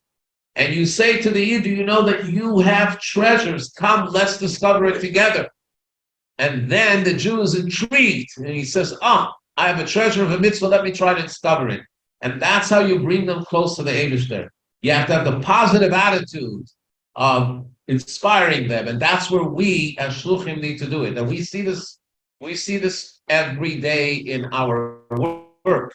Because when we came to our community, there was no frame of reference to Orthodox Jews or Frum Jews. They thought we came from some sort of cult or something. And slowly but surely, it took a long time with kindness that we're able to build a school and a mikveh, 2 mikvehs, a men's mikveh and a beautiful women's mikveh, and minyanim every day, and some tzchukitom. But it was only through kindness and the Rebbe's patience. And the Rebbe said, every one of us in our generation can do that. And don't underestimate yourself. You're on a plane, you're on a train, you're on a road, and you meet another Jewish person, b'hashgacha pratis, you have a conversation, you awaken them, and you never know what you will awaken within them and bring them closer to Yiddishkeit. And then you're doing the job of Moshe Rabbeinu, you're doing the Gilui Hashmi. L'chaim, we should all be zeicha to be able to fulfill the Rebbe's mission. L'chaim. Oh, me.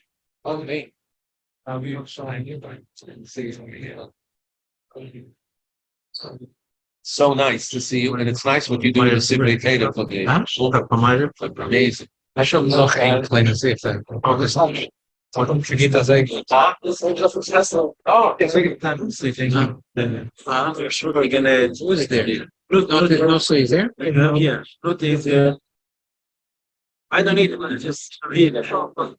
See, Stein, Son, and then me. So, because of the camera. Thank you for the regard. I said, I'm going to yeah, when he coming? I asked him his name. I said, you do, I think so. Then we had another mindset. It was when are you going to go out? Tomorrow, the first day Moshe came back by Portugal was going on the morning to avoid the same class as it's that's where back in the world. Was it for the Cheshuve and that? Is that like a foot? just tactic. My book said he was in class. 11, fight the When if I what time? thank you for your Tomorrow? Thank you very much for being I'm gonna be in one tomorrow. Careful, look. Route. Scratch no see. If you have 2 more minutes? Yes. I'll try it.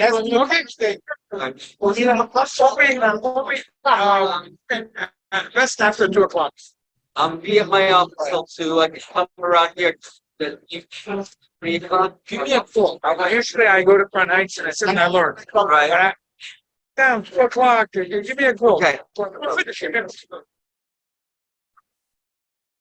Slocha. Uri, what's your name and mother's name? My mother's name? Yeah. Real Masan. Real Masan Ben Rus. No, they're not. So yeah, thank you.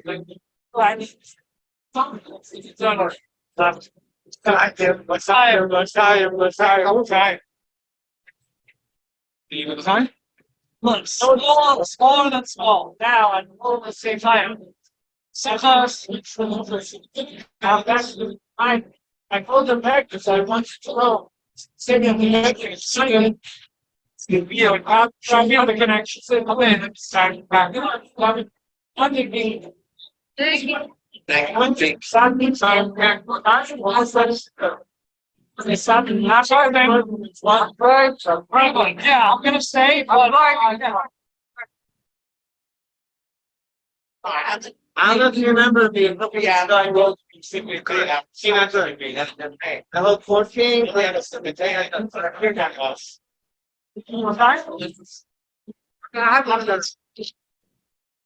Well, this is sitting body sitting out nice. You can hate rush, but and forgive them. So the Aaron much. That's what I want to take what himself out. What? Meditate. Just do our pause and certain time, January 6th. Here's the score. It worked out. You made our time with the fundraiser. And this flashing one that This left over. next time he knows something.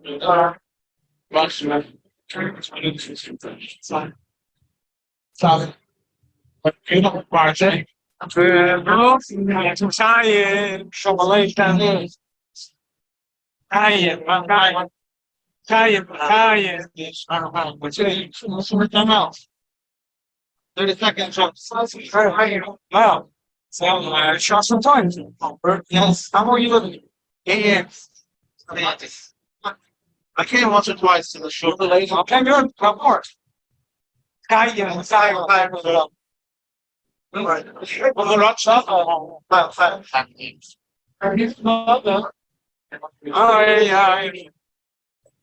They're hiding the white mask on that table. If you bring it here, we'll have a look.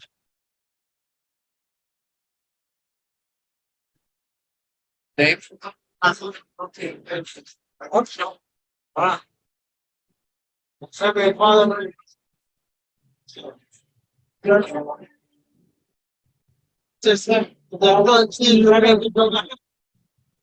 Just fly it down. Doyle. Big secretary.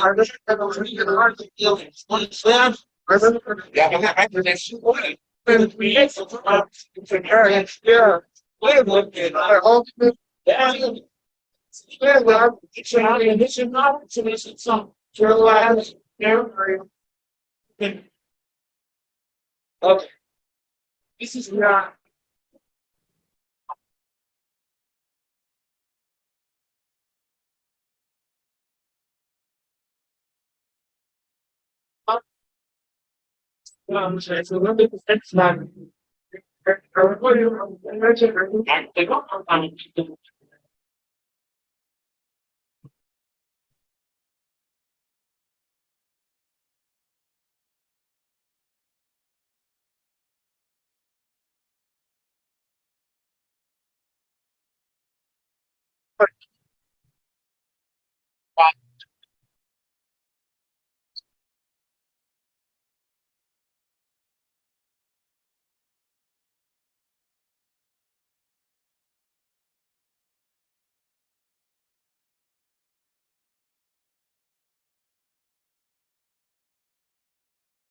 I said, so very new flapjack up on the side. There I guess.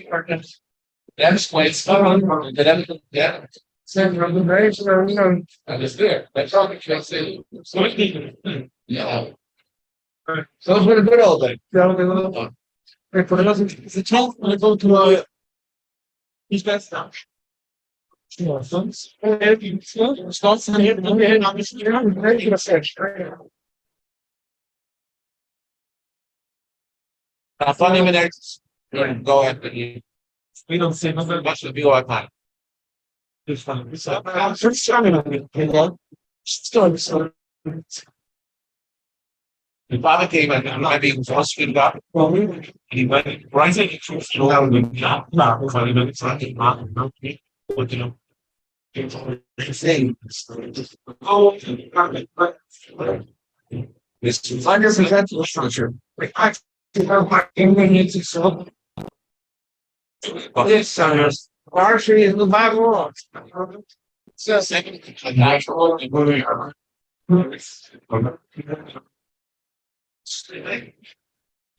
What should I tell you? I remember it. Excellent. I live in Canasta. It's my father was a sufferer. I was major. So much of it. You had to argue on it, you know, all the time. Guess the Jacobson wasn't for the break. Yes. Not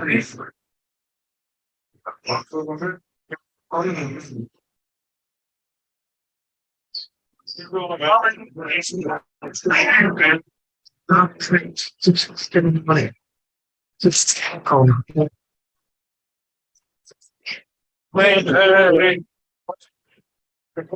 So,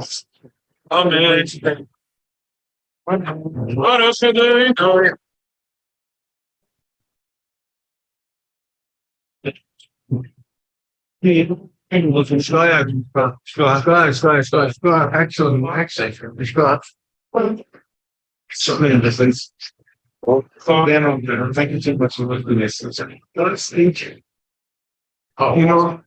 Like I go to Cleveland, and I have a Hartford. I am okay. I Well, regards. am.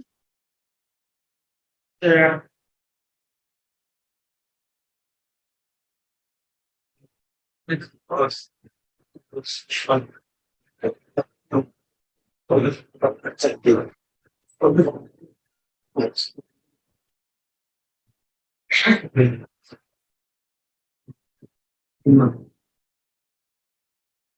That's true.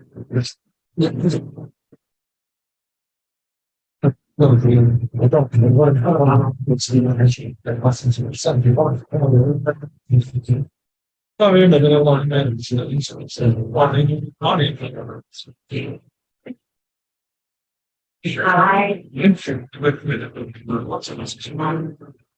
small use of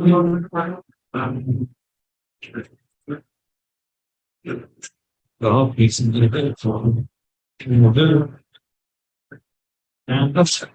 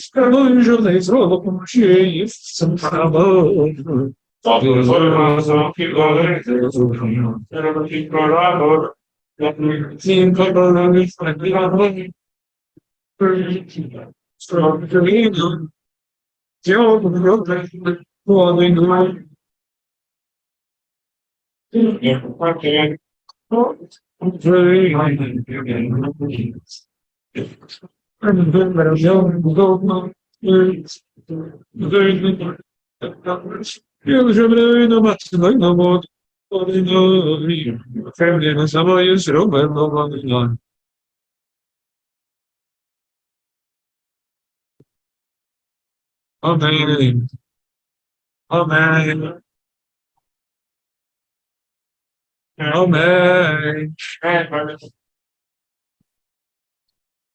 Amen. Yehi shifted up on the bottom.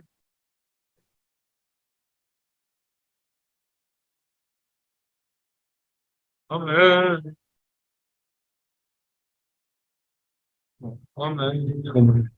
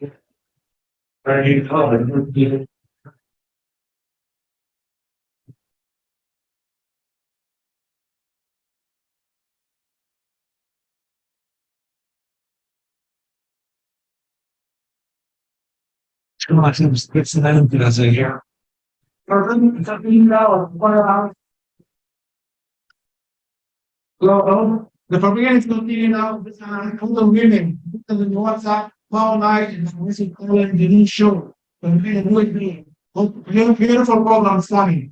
So please put it on your WhatsApp for all the other women to come tomorrow night. It's 9:50, 8:17. Thank you. Sorry to slow. Huh? What about I think about sure. What do you want to say? We talk tomorrow. The conference is by accident. Men. It's for women only. Oh, really? It's only for women. But yes. I should say the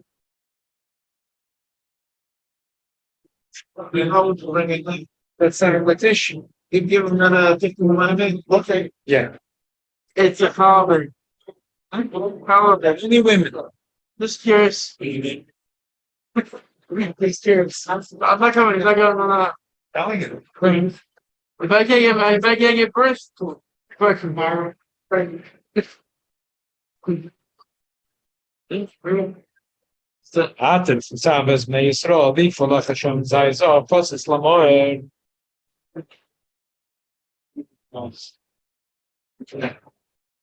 Atem Sabbath may Yisrael. Atem Sabbath.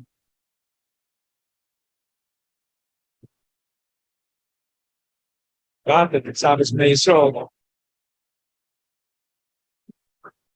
Let's ask for more. Is here. Let's make it open this thing.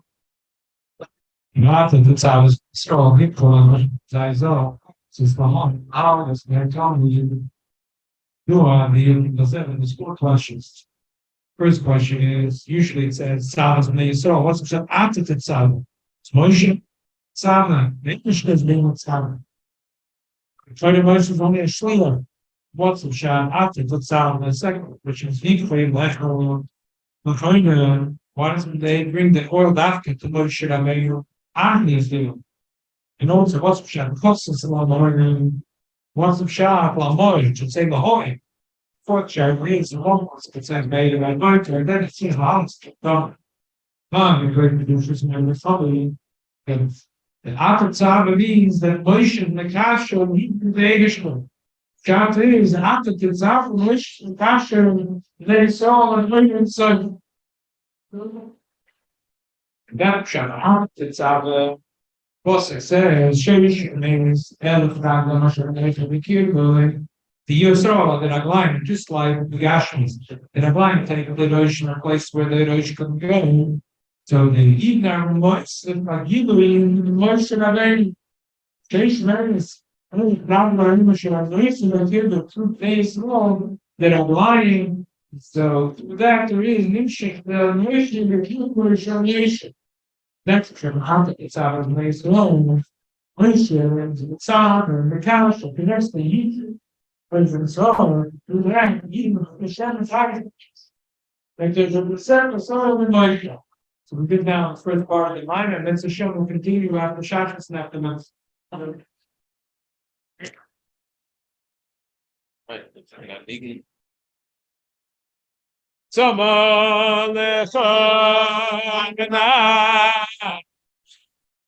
come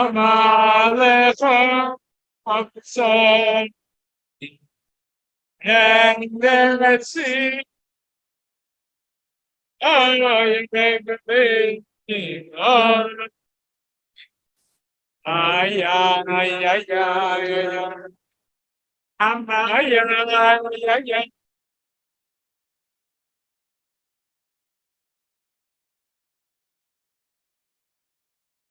No, Shmulik, that's the dish. It's so different. Ay, ay, ay, ay, ay. I can't.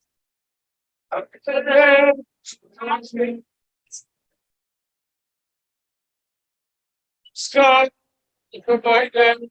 I'm fine. Get back.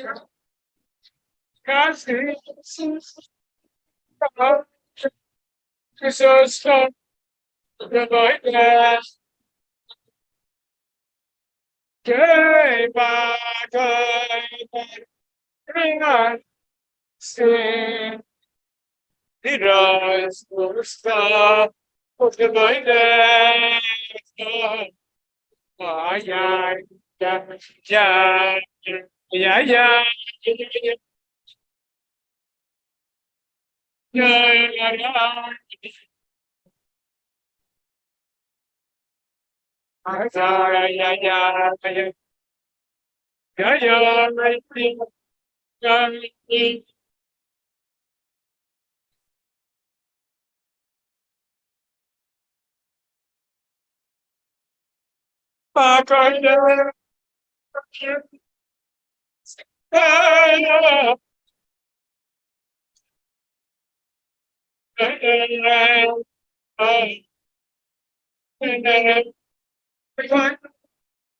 Does it turn out the stars are burning and it's all I can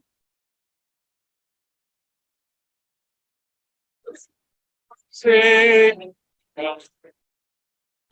Stars,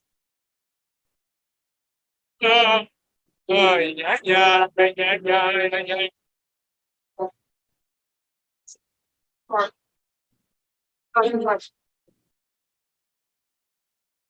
Uh, that's when it comes to writing back. How are you?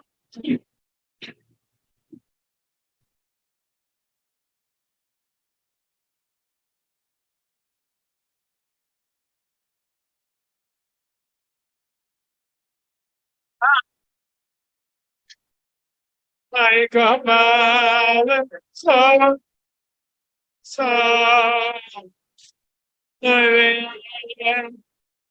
sing.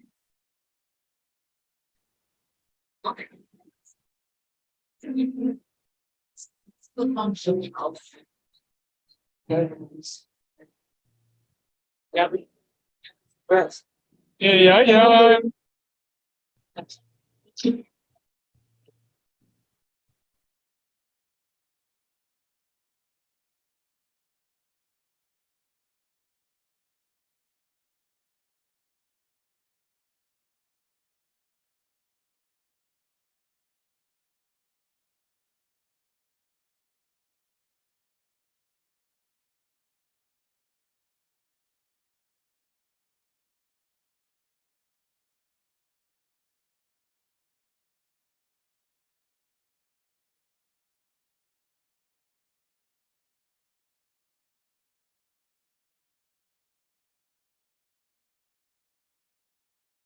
Perdida, my sister.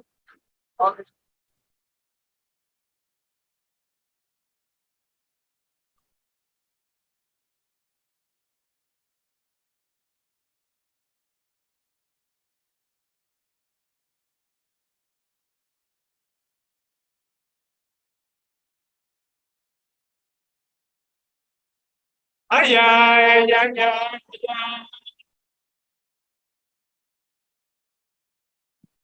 Ah, yeah,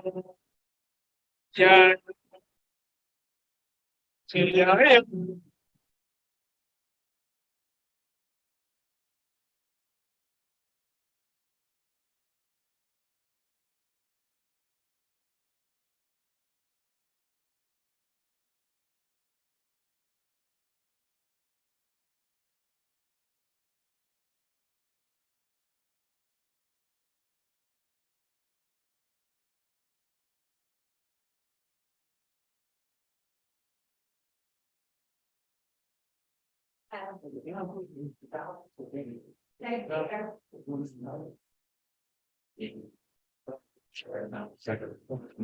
I'm fine.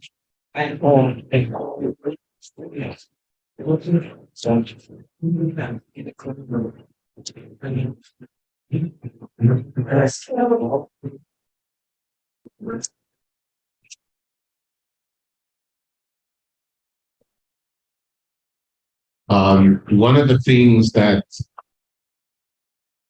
One of the things that we was is man to see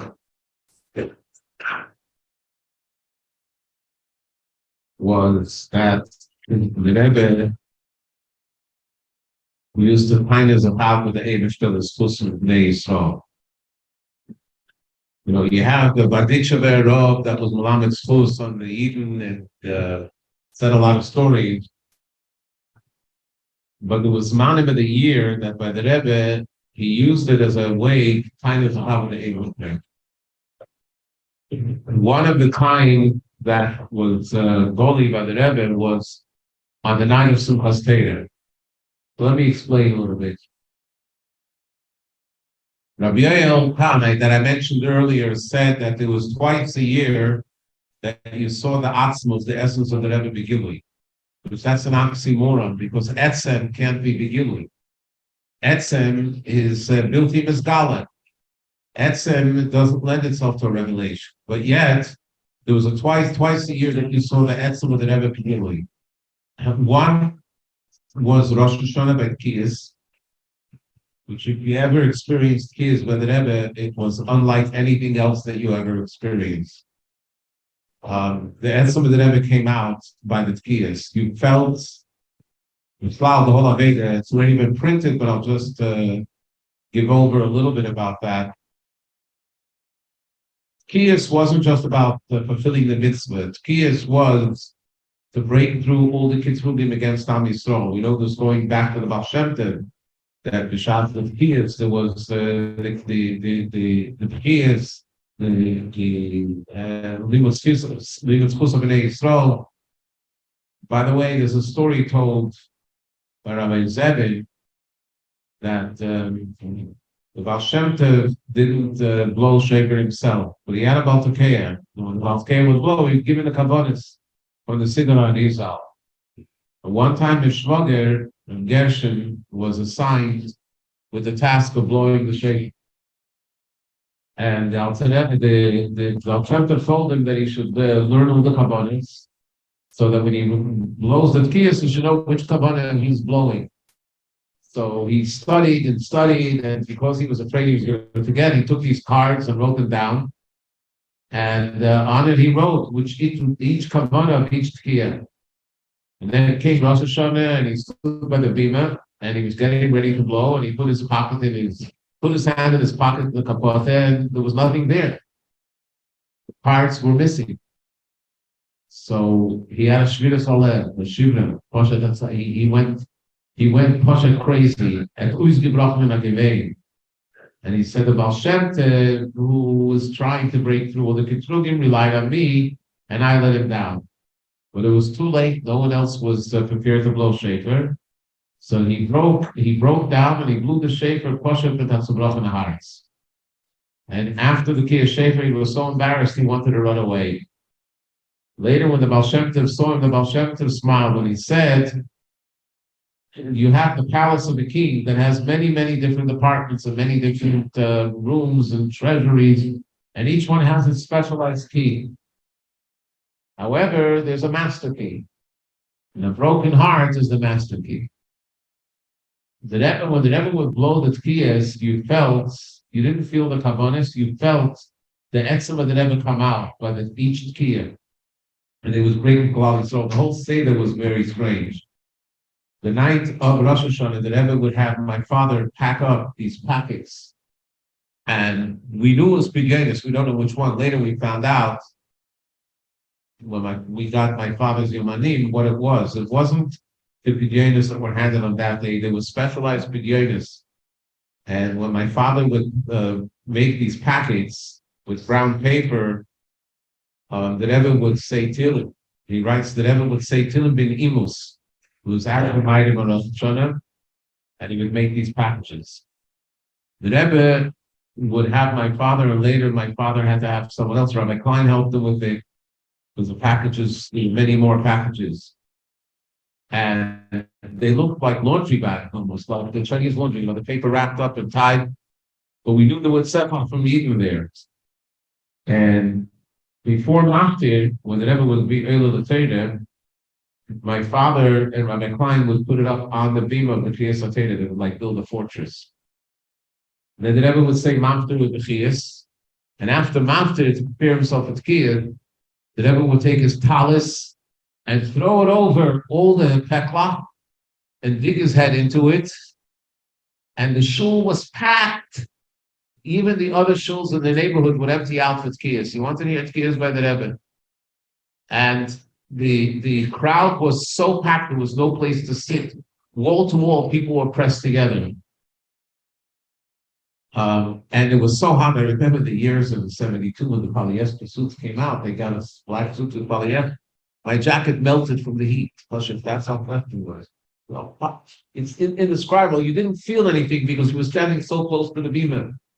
And the Rebbe would put his head into the packages, and he would start a nigun, old nigun. And then as he would sing the nigun, he would cry and cry and cry. And there were several years that the Rebbe asked for a certain Siddim, like Rabbi Futafas, it was about Mesidus Nefesh, that he should be on the beam next to him.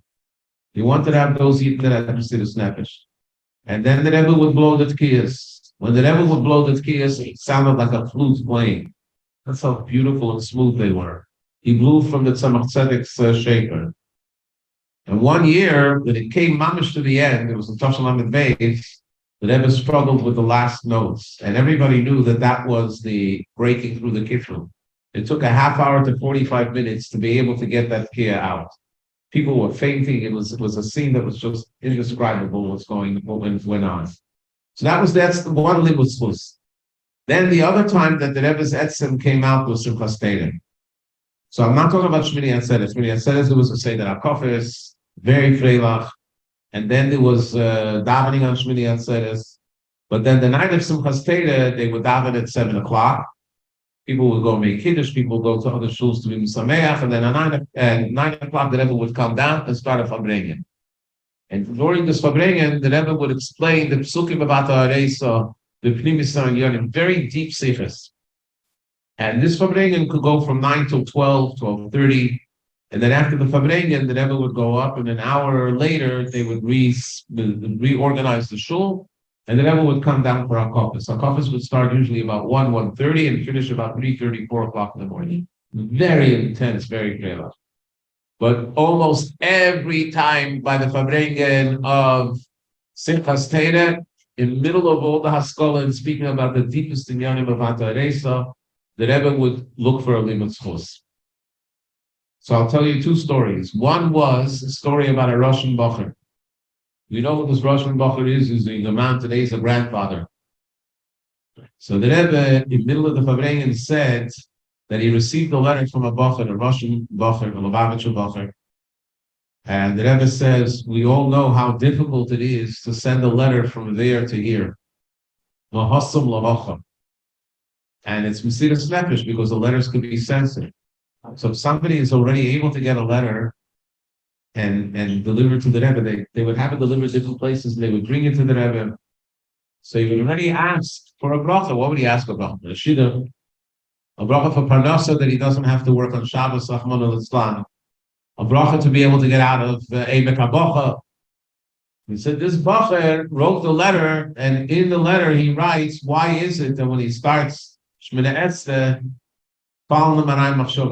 he has outside thoughts that fall into his mind. And as the Rebbe was saying it was Poshet crying. Says he has no parnasa. He has to have Mesidus Nefesh just to be able to live as a Yid. But what's bothering him that he should be able to ask for a bracha is that he shouldn't have machshavas zoros. And what kind of machshavas zoros? You can just imagine what the machshavas zoros were. But the point of the matter is the idea of the limud zchus for the Eibishter to show the Eibishter how precious his people are. Another time, Simchas Torah, the Rebbe didn't have to say anything. The limud zchus was done by a chassid. His name is Rabbi Heshke Gansburg. I don't know how many of you knew Rabbi Heshke Gansburg. Heshke Gansburg was a Balmenagin. He worked in the printing business. He would print Svarim. A very Chassidish. And he was the one that used to start Nigunim. If the Rebbe would command that they should sing a Nigun, it was Rabbi El-Kad. Before them was Rabbi Salman, it was Rabbi El-Kad. But the Nigunim that was started were usually by Heshke Gansburg. That year, it was Tovshin Lamed. The story with the Russian Bach was Tasha Haftes. This was a year later. Heshke Gansburg lost his wife. She passed away to Yema Machle on the first day Sukkot. Chalamoyed was the Levaya. The Rebbe came out to the Levaya, and he couldn't sit shiva. They couldn't sit shiva because it was Yontif. Rab Heshke used to go to a shul in East Flatbush every year on Simchas Torah by the Farbrengen, before the Farbrengen, to be Misameach Yidden. Then he would come in the middle of the Farbrengen. That year, he went like every year. He was brokenhearted, but he went. This is what the Rebbe wanted. You should go be Misameach. So he went. But somebody wrote up a whole story that they were so impressed. And they were watching him dance with his eyes closed, with tears streaming down his eyes, but he was dancing because it was Simchas Torah. But apparently he took some l'chaim. And I remember he came back to 770. The Rebbe was in the middle of a sikha, so he waited. And as soon as the Rebbe finished the sikha, he started a nigun, a very freilich nigun. The Rebbe didn't even look at him, but the Rebbe knew what it was. Here's a yid that is brokenhearted, that his wife just died a few days before. But Simchas Torah, you have to be joyous.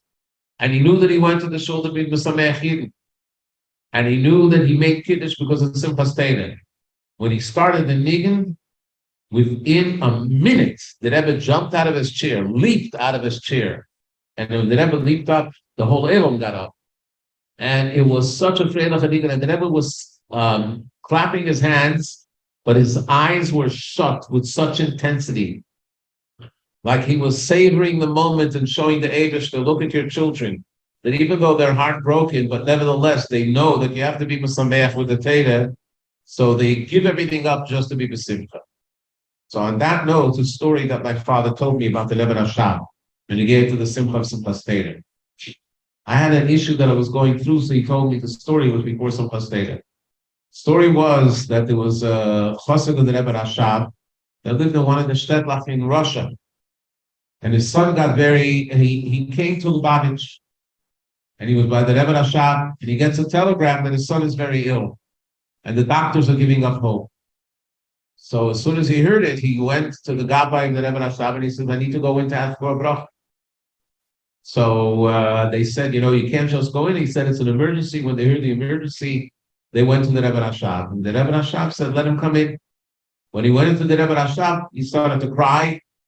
And he told the Rebbe Rashab what the story is. And the Rebbe Rashab made with his hands, like, what did he do? When Chassidim saw that the Rebbe did that, they knew that it was a Gzeira Mamayla. So he became brokenhearted, and he sat down in shul, and he was crying and saying Tehillim.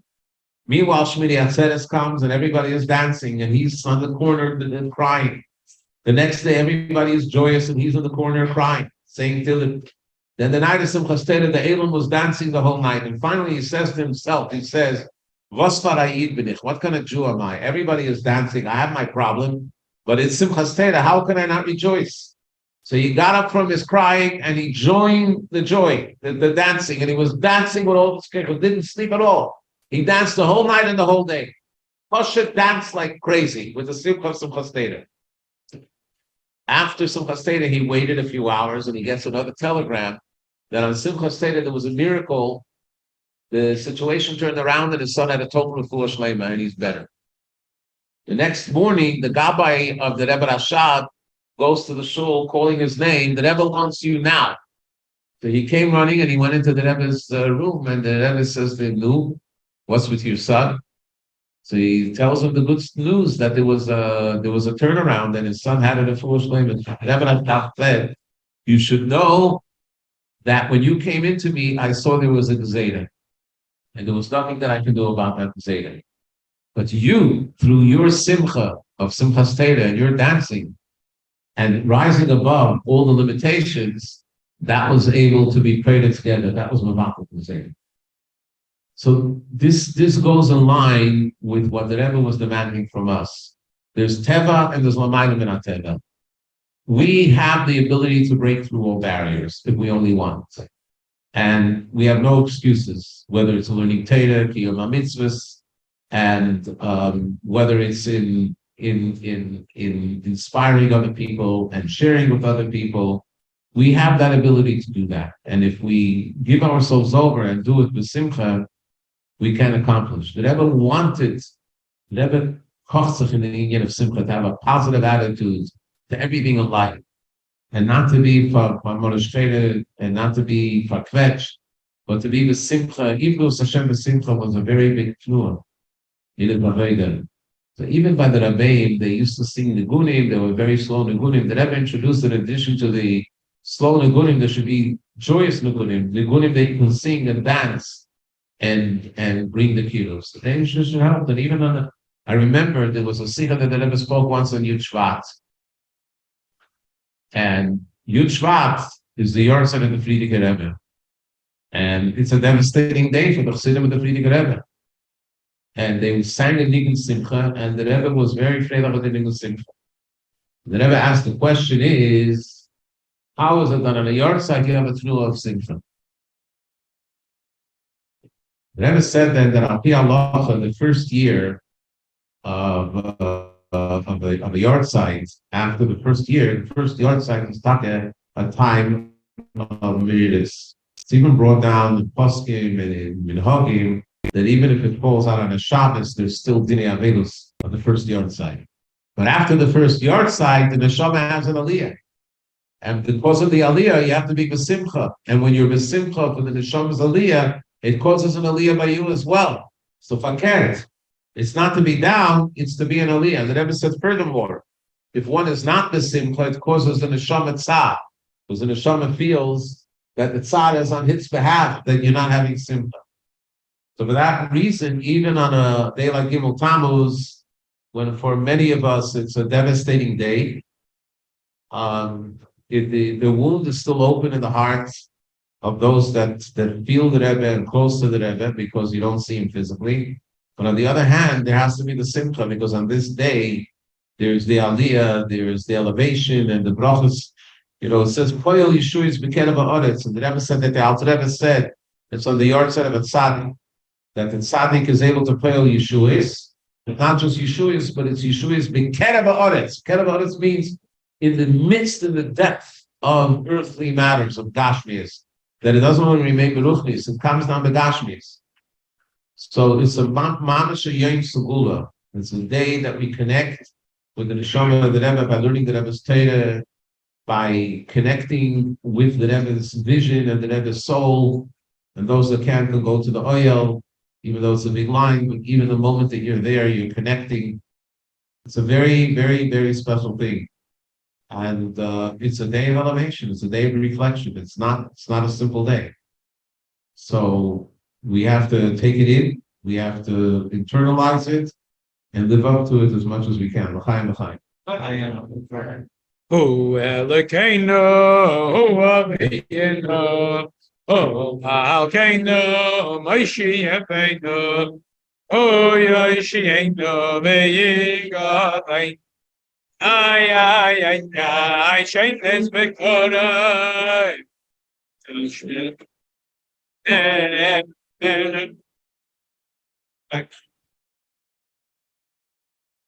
Sing what is can you pay I then I came hang out yes market is given sleep nice of friend I came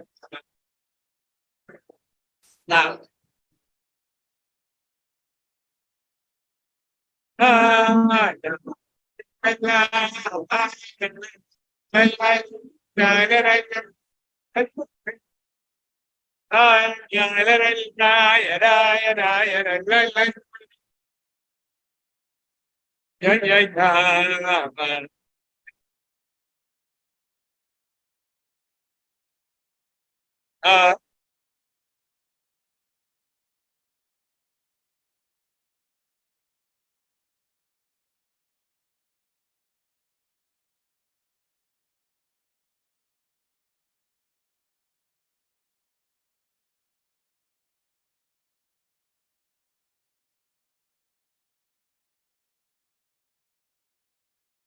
I shame is because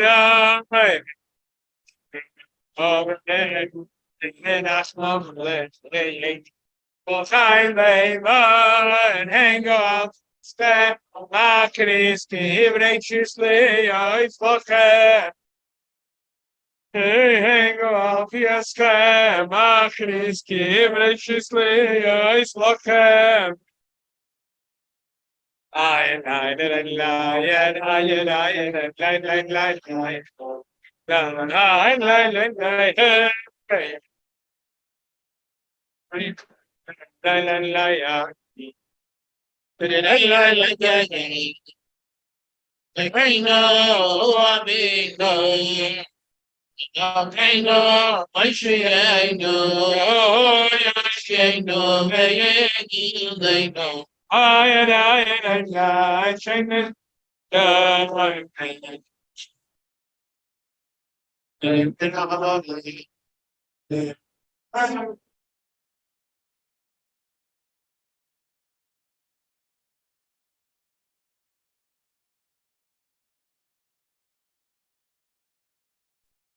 L'chaim.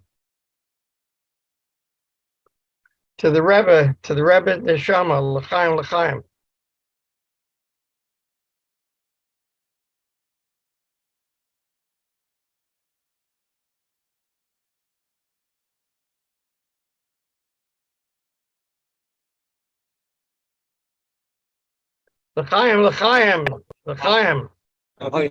I remember you.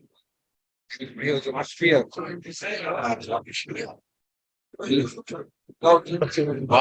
L'chaim. Store, buy a little plant, bring to the rooms. What kind? Says that's 15, 20 minutes later, he's coming back. My friend was there with. I had this complaint about the them.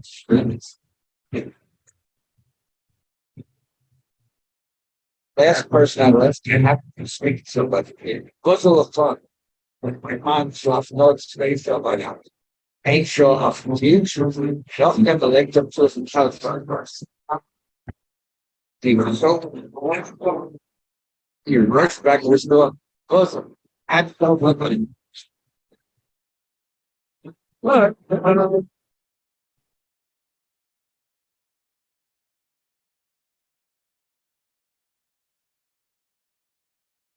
Oh, yeah.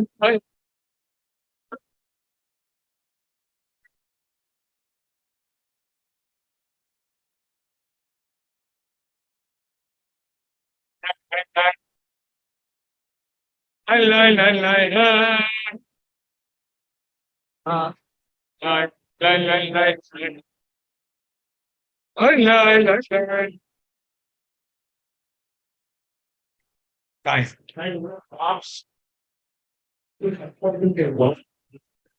Want to say another thing about the Rebbe Seder.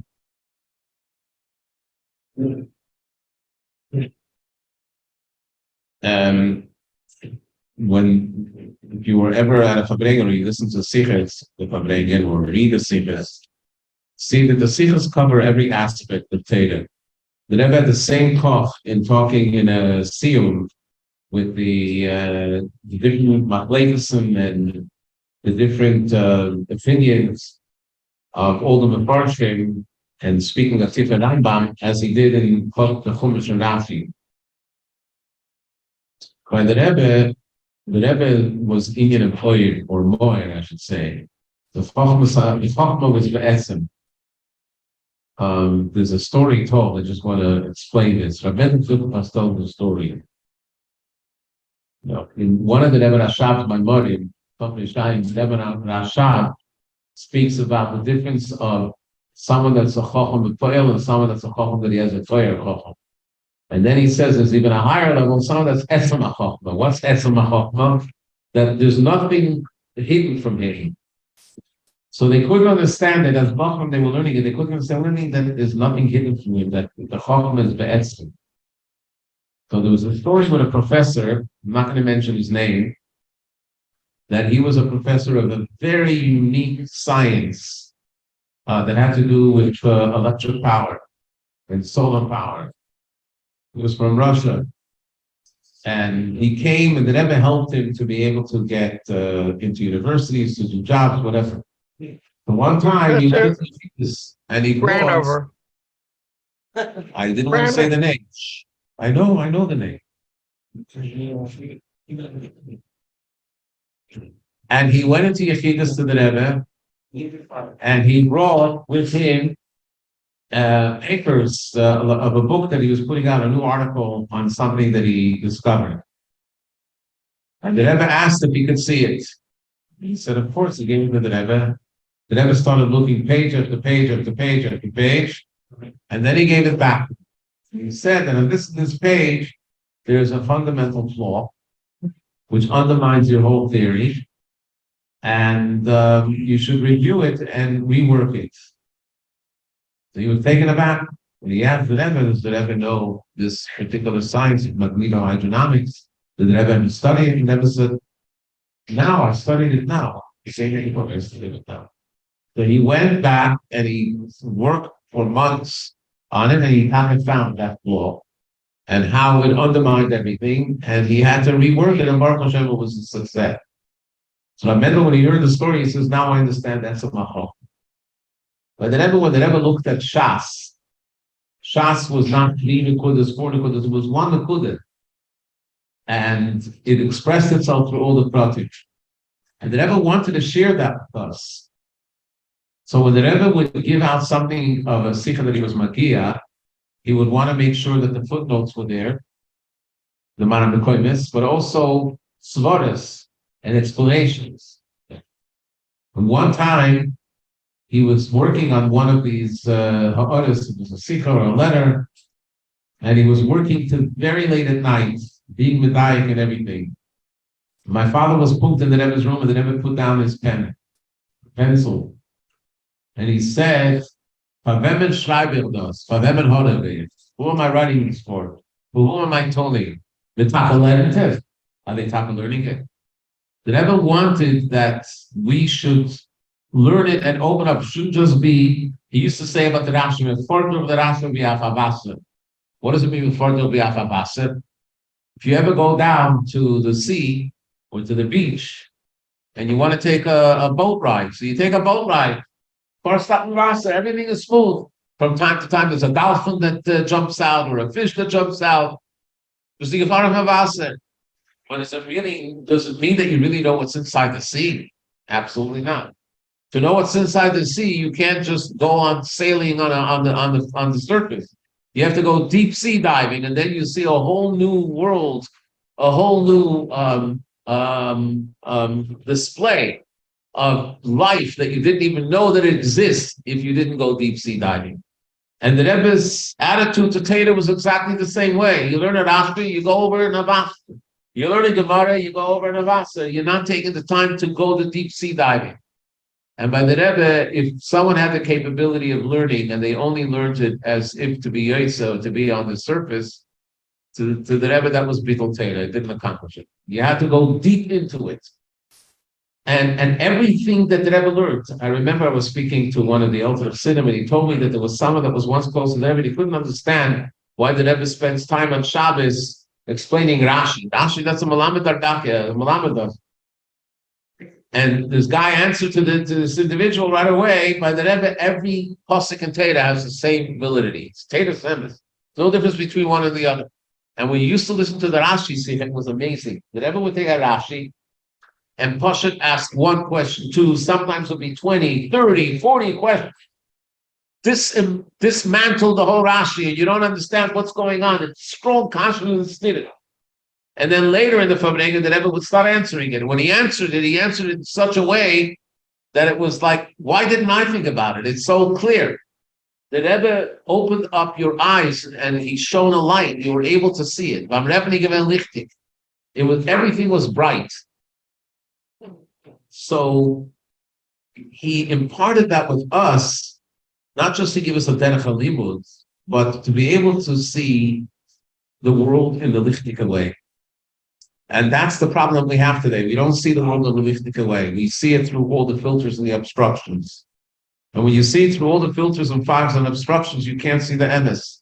The Rebbe was able to see the emes. He saw a situation, he saw data, anything. He saw it with the bright light shining. You know, you can go hiking in a forest at night and you're trying to figure out your way along the trail and it's a big mystery. You come back later the next day and you want to see what you're... It's lichtig, so everything makes sense to you. By the Rebbe, the Chatchila was lichtig. He was able to see it in such a straightforward way. What our generation is very fortunate is that the treasures that the Rebbe left for us is endless and endless and endless. First of all the Mugadik Sichas and Maimorim. You look at all the Likutei Sichas. The Likutei Sichas is such lumdus in it that explains Gemara, Rambam, Rashi, and everything in an unbelievable way with the Ha'aris, the Maimorim. And then you have the Iglis Kodesh. You think about the Iglis Kodesh. It's, where did he have time to write so many individual letters? Thousands of letters a year. And it's only what's printed. There are a lot of letters that were not printed because they were too personal and private. It's unimaginable where he had the time and the energy to give himself over to so many people and so many different letters and writing to everybody at their level. And one of the things about the Rebbe's letters is that even if he wants to give Musa to someone, he gives it in a very edel way, not in a harsh way. Betach shemer shirichitas. Certainly he keeps the shirichitas. He doesn't say, are you keeping shirichitas? Are you learning? Betach. I can't assume that you don't do it. And if you don't do it, perhaps from now you'll start doing it. Always gave the way out. He always said you always have the ability to go the path forward. You always have the ability to climb back on and to do what has to be done. You never give up. And it says in the Gemara about the word Anoichi, says it in many places that Anoichi stands for Anon Nafshi Ksavas Yod.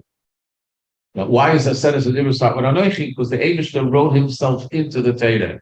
Ano, it's the Rosh Hashanah, Ano Nafshi Ksavas Yod.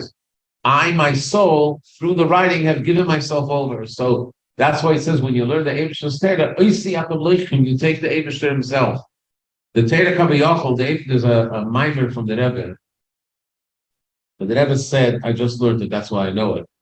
Shavuos, Tashon of Test, there was a Seder on Tum Tashon Abedalef that on the night of Tikkun, which was the first night of Shavuos, after Tikkun at 3 o'clock in the morning, the Rebbe would come into the Beis Medrash downstairs. The shul was packed, and they would stand like by a Farbrengen, and the Rebbe would recite a mimer. And those Maimorim were very deep Maimorim in Chassidus, very, very deep.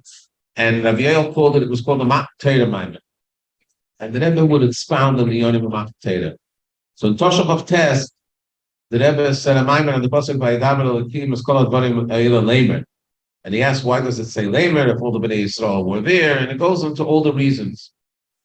One of the things that the Rebbe says there is that the difference between, it says that the Ovis also learned Torah. So what's the Maila of after Matan Torah? The Maila after Matan Torah is that the Etzem of the Eibush there was inserted into the Torah. Before Matan Torah, it wasn't the Etzem of the Eibush there. It was talking the Eibush's Chochmah, but it wasn't the Etzem. When did the Eibush put his Etzem into the Torah? Was at Matan Torah. That's one of the biggest distinctions of before Matan Torah after Matan Torah. The Rebbe Rashab, before he passed away, said to his Chassidim, Ich gehe in Himmel und du Ksavim lo zechach. What does that mean? That his neshama is going up to heaven, and the ksavim, my writings, I'm leaving for you. Which means that the ksavim is more than the himmel; it's the essence of the Rebbe. And I would say in our generation, we have similarly, the Rebbe put himself into his writings. The Rebbe put himself into the Sichos of Maimorim, the Mugadik, the Maimorim, Mugadik Sichos, and the Igris. So when you're learning a Maimer and a Sikha from the Rebbe, besides the fact that you're getting the Mahalach Machshava to see how the Rebbe understood a piece of Gemara, or the way the Rebbe understood a Rashi, or the way the Rebbe understood a Maimer Siddur, but you're also connecting with the essence of the Rebbe, and that's why it's very important to have a shir in the Rebbe's Torah. Besides the fact that it revolutionized the whole way of learning Gemara, the whole way of learning Siddur. I mean, scholars that are learning the Rebbe's Torah now are still baffled, and they're discovering more and more. Give you a lot of mishalim of the way the Rebbe looked at learning in a whole different way. It was able to reveal the essence of it. But that's the schus that we have that he gave it. Now it's the Nachal HaKlal. It belongs to all of us, and it's there for our taking. We have a choice. We have a choice. Rameshach and Aparsik was my mishpir, and he said, sometimes someone stumbles at a great meal, at a great feast, and they have delicacies that were never served, and instead he just takes a glass of seltzer, but he misses everything else. He has an opportunity to eat the delicacies. Now, of course, we're not into the food and the delicacies, but he means a beruchnius. We have oysters that were nisgala to us, that are oitzres, that are soul enriching, that should change the whole attitude of life and gives us pashat geshmak in life. And it's to our taking. We can dig into it, take it, unite ourselves, bond it, internalize it, and it's pashat, it's a treasure. So the Rebbe should help that we should be able to connect and bond with the Rebbe's Torah, with the Rebbe's Heiros, and change ourselves to reveal the essence. L'chaim, l'chaim, l'chaim. All right. You know what that was? Yeah, yeah.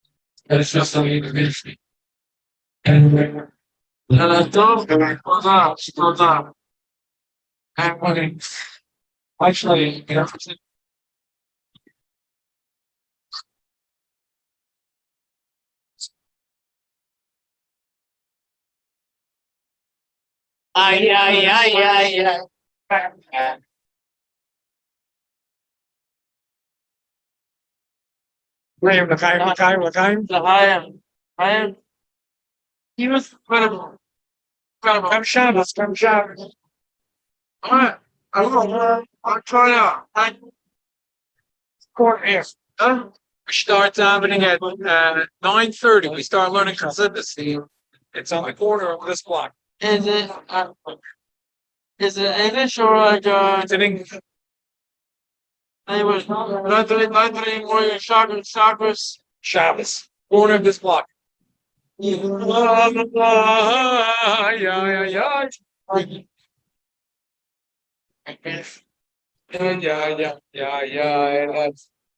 Hey, I got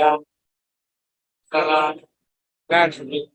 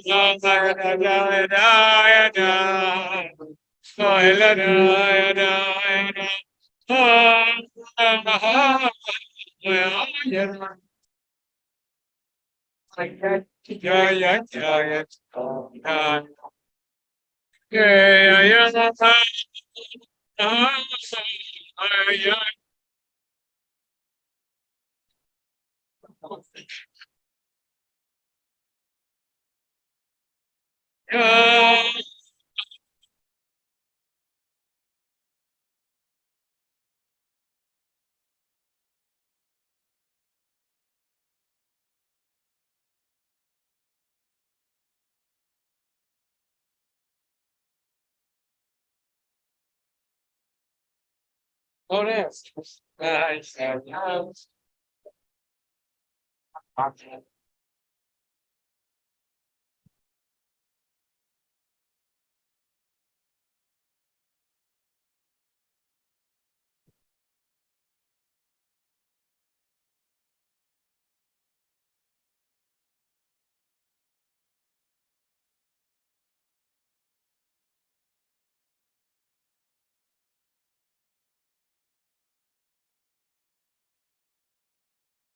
Oh, wow, wow, wow, wow, wow, wow, wow, oh,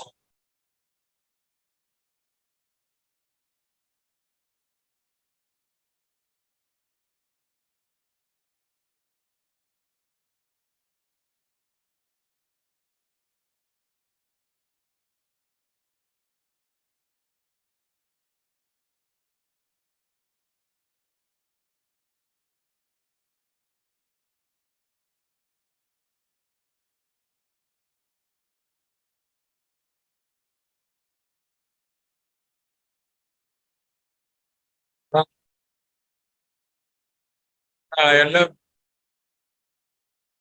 I know. Fancy, how many tourists are you sending to North Carolina? That's what we need to know. Chaim l'chaim, Betsy. Chaim l'chaim.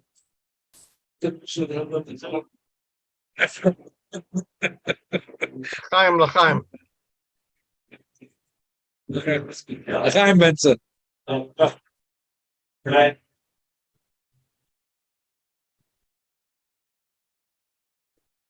I don't want to. Yes.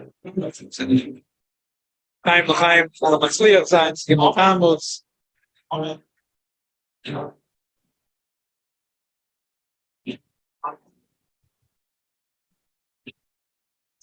Moti soll sein, Shabbat.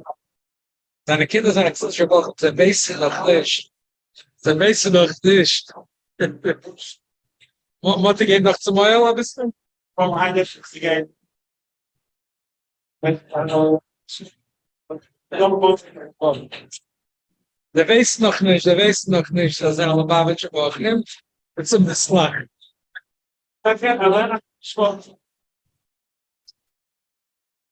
Kein, so man sagt, nach das von mir. Mach da gedüne Schluchen. Als je takken, wat gaat het allemaal met je? Ik heb ze vast gezien. Begrijp. Agora depois bora, vamos falar Amém. Also ist so, nee, morgen endlich. Aí, olha, mas não dá, vai. Begrijp. Wir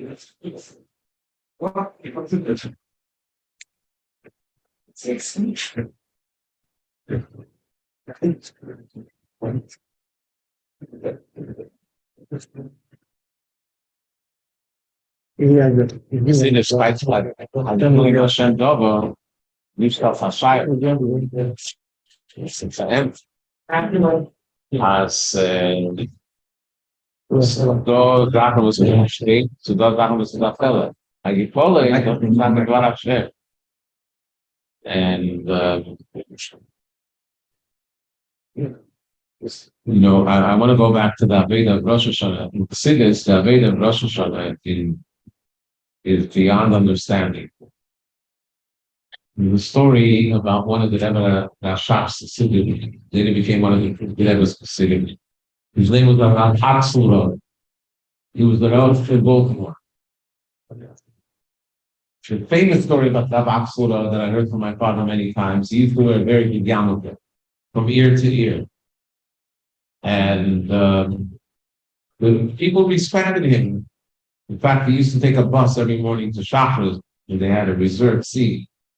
And the one time, people in the shul said, Rebbe, why do you have to go with such a big yarmulke? We're normal yarmulke, it's oversized.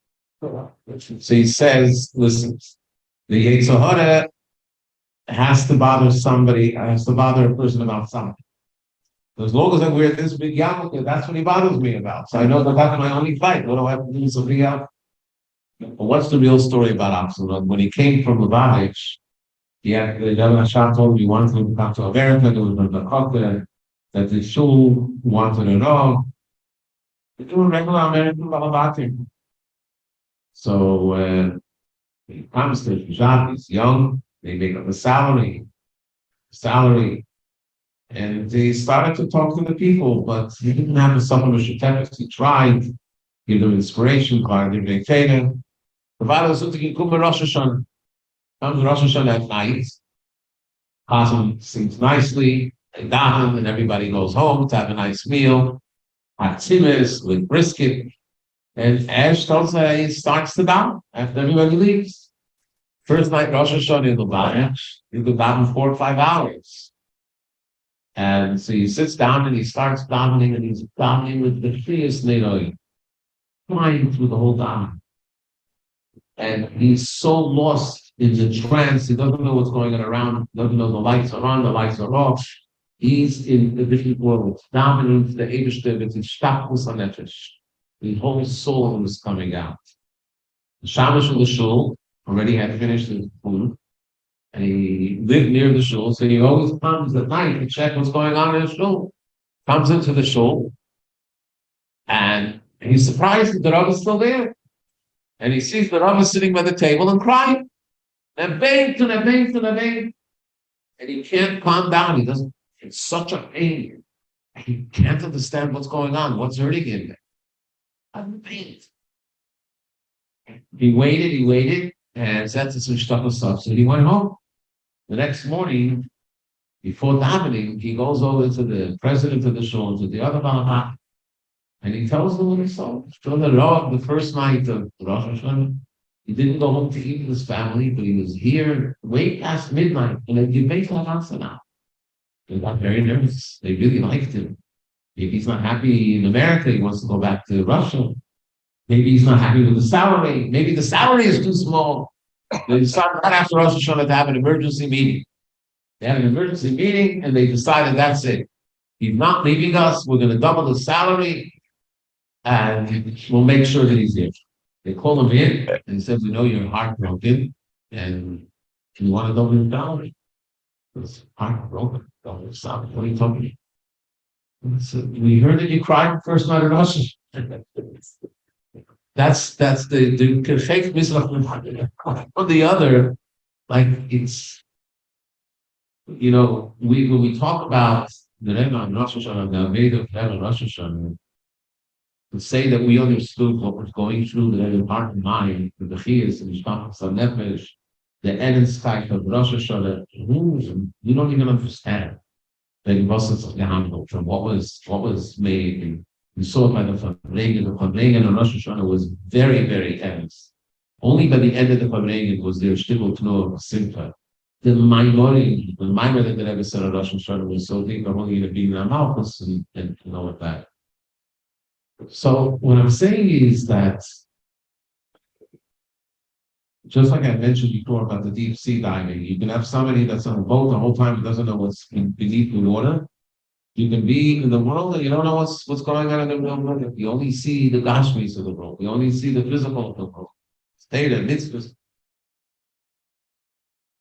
I had a Rav that once came to visit us, and he was with us Friday night because he was doing some military chaplaincy, and he had to have the ketchup by the meal.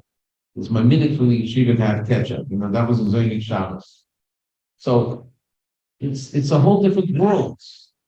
And we have to open up our eyes, and that's what the Rebbe demanded. He sang some of the Chanafsh before.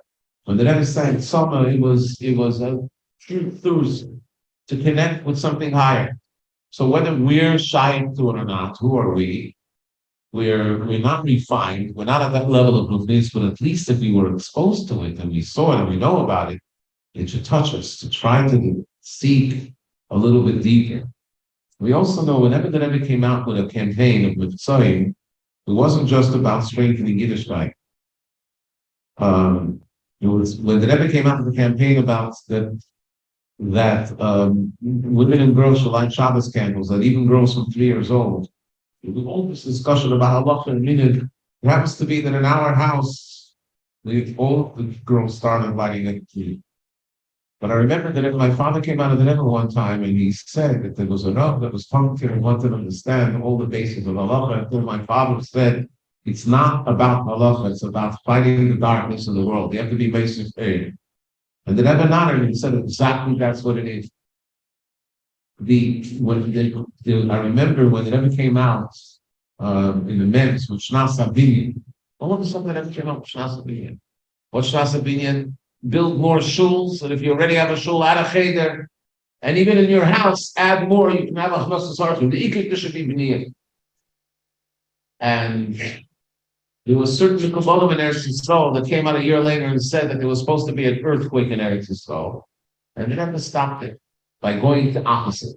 There was only one time that they never revealed it, and it wasn't related to the Shnas Abinyan. It was Tu B'Av Toshin Lamed Aleph. Tu B'Av Toshin Lamed Aleph. The Rebbe comes back from the oil, and he calls on Rabbi Chadikam after Mayim, and he said he wants to make a kurz of Farbrengen. A kurz of Farbrengen means that instead of being 8 hours, it was 2 hours. And of course, everybody was called. People came running, and the Rebbe came down and said, "Amayim Arba Rosh Hashanah, it's Mugadik." And then the Rebbe said that Azevi, it's in the Tkufa of winter when the nights are longer. He's asking that there should be a Yisrael Libanate. the Yisachol Liberator should first be by the Bachim of the Yeshiva. And then also by Bnei Torah and even by Balabatim. And even Balabatim, if they steal 5 minutes from their lunch break and they learn Torah, that's already considered to be a Yisachol Liberator. But by the Bachim, we wanted an extra hour after the Seder at night, which was over at 9 o'clock, to do an extra Seder for an hour from 9 till 10. Pushing Yisachol Liberator, it spoke a few times. A year later, in Toshalam Beis, the Rebbe spoke about it again. And what happened then was, it was during the Vietnam War. During the Vietnam War, there was a draft in the United States, a military draft. And the only ones that were exempt were certain people that had medical conditions or religious students in religious schools. They were called DDs, Doctors of Divinity. They had an exemption.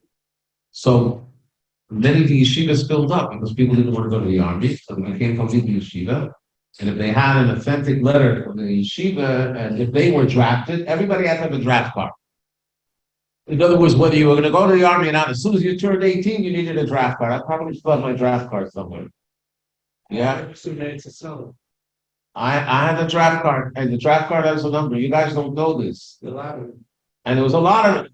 And if you were chosen, you had to present yourself. First 100% went. Right, and you had no exemption as long as you were healthy. They would do a physical test, and that was it. So if you were called and you brought a letter from the administration of the yeshiva that you're an active yeshiva in yeshiva, that gave you an exemption from military service. But you're in the United States. In 1972, there was a move from Congress that they wanted to abolish the exemption for doctors of divinity students, which included yeshiva bachim, which meant that all the yeshiva bachim that were in the lottery, if their number was called, they would have to go through the service and go to Vietnam. And there was a very big pushback. There was a big fight. There was a big discussion about it. And then the Rebbe came out and said that that's why he called for the Pesach of the Military. How could there be a challenge to Bachum learning is if they're not strong in it? There was a halishis. The Rebbe says, that was the Lashon for it. So I was pushed from inside to make a Farbrengen and to speak about the Torah. And now we know why we have to speak about the Torah. And Baruch Hashem, that motion was never passed. And on the contrary, there was a nitzachon, and it kept on, as long as the draft was there, that if you were a Talmud yeshiva, you were exempt if you were lottery was chosen. So that's where the Rebbe was Megala, that he made this whole campaign because of the Chalishus. Another time the Rebbe was Megala was in Toshalam Gimmel, Toshalam Dalet, before the Yom Kippur War. That summer, by the Farbrengen, the Rebbe started Kochenzik in the Pasuk and dealing. Right?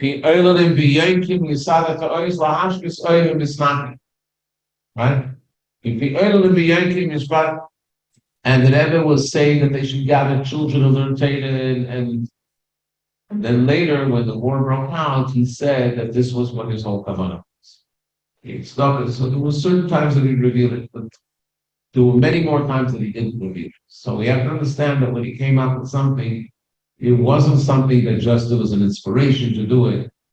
It was in the Olam Eskumayla. We know that according to Chazal, a country cannot do a motion without the sign of Maila. Just like it says, Elocha Esav B'Macha, that doesn't have a mazel. The same thing is with the Son of Maila. And all the wars, when there's a war that breaks out, like a war between Russia and Ukraine, is because really the war is between the side of Russia and the side of Ukraine and Maila. And therefore, it's this mishtalshul that Lamata there is the Muhammad as well. So, B'Mele, through the ruchnius and the Torah and the mitzvahs, you're able to be mabakel from Zaydas. You're able to override that. And when the Rebbe was here, B'Gashmias, he gave us the guidance. I can remember in Toshim Lamites, Toshim Mem, the Rebbe declared half-fast days.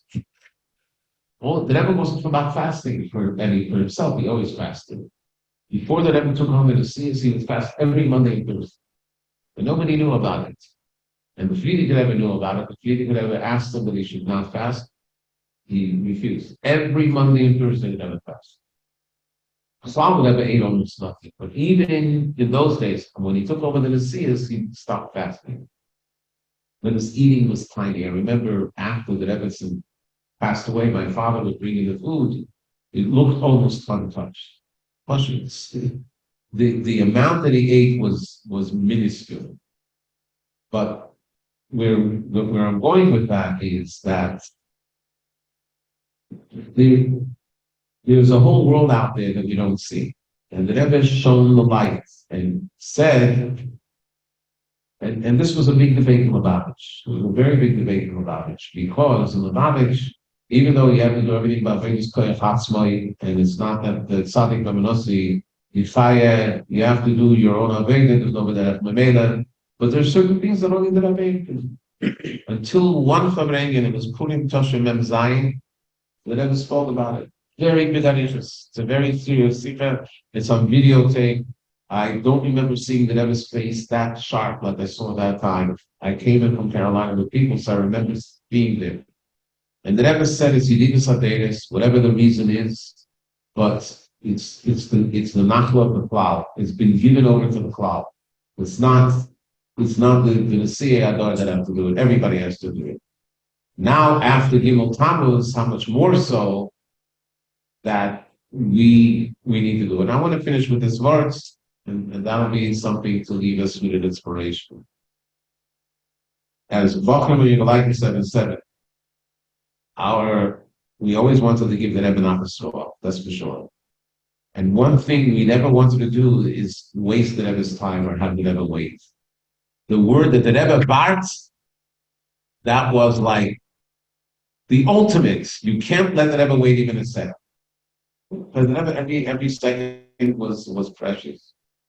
So if the Rebbe was in 770, he needed something for the Eilam, it happened instantly. There was no such thing. I was telling Betsy Hananitz, I remember one time that there was some mosquitoes was by the Rebbe wanted to see his father, Rabbi Yisrael Chanavim. Rabbi Yisrael was home. Where did you live? What street? Sterling? He's in Maple Midwood, okay. So we called the Rebbe is waiting for you, he wants you to come. What do you think he did? He shot out of his house and ran so fast. It's how many minutes? What? A long walk. He ran, and the Rebbe was across the street. The Rebbe wants, wait a second. And the concept of the Rebbe Vart, that was possible. It was, you couldn't even allow that for anything. And I can just imagine that, the Rebbe once spoke a Sikha about Rabbi Yitzchak Bedichov. Rabbi Yitzchak Bedichov made a vow that he's not going to go into Gan Eden until Mashiach comes. And what happened was, he came to Maila, and all of a sudden, there was an announcement, the gates of the Leviathan for Nagreis and Tzadik. It was this Leviathan, but it was Leviathan for Nagreis and Tzadik. All the Malachim and everyone, so he went along, and then they went into Gan Eden, so he went in there. And the Rebbe said that by him it's not going to end. He made a vow in front of the whole Elam. So I don't know where the Rebbe is, the Gashmias, we know the Rebbe is not even Baruchias, the Rebbe is Lamaida. But in my mind, there's no doubt that the Rebbe is looking at us. It's already 29 years, and he's waiting that we should turn around the world and bring Mashiach. So at least it has to give us a little bit of not a little bit, a lot of a Turkey hearts, a movement. What are we doing? You can't just sit and nothing is happening. There's a mission. There has to be accomplished. The mountain, the Tira B'Tartegen. Mashiach is the time. And the Rebbe didn't want Mashiach to be an abstract concept. I remember talking to someone and he said, Emunah, Mashiach, Mahov, Migleit, to say that I really believe in Mashiach after so many years. And the Rebbe said, no, this was one of the 13 principles of Emunah. In fact, there was a story once that there was a Gvir from Montreal, and he asked the Rebbe, how do I apply this Emunah B'Mashiach? So he pointed at someone that was Oni, that needed a loan, and he said, if he comes to you and he takes a halva and you ask them, when are you going to pay back? And they'll say, well, Mashiach comes, and you give it to him. That means you truly believe that Mashiach is coming. So think about that. So the point of the matter is that there's a lot of avodah to do, and we were given the mission, even though we're small, we're the non-osim, but we're on the shoulders of an anok. And Ashreinu Matei Fokeinu Manoim Ginolinu Mayofim Shoseinu, that we're that generation, we have that Gilead, and we can do it. We have no excuse, and we should do it with Simcha, and then everybody will be filling shoes with the of all this. So fine, Bishop. I did it. Ay, ay, ay, ay, ay, ay, ay, ay, ay, I did it. Ay, ay, ay, ay, ay, ay,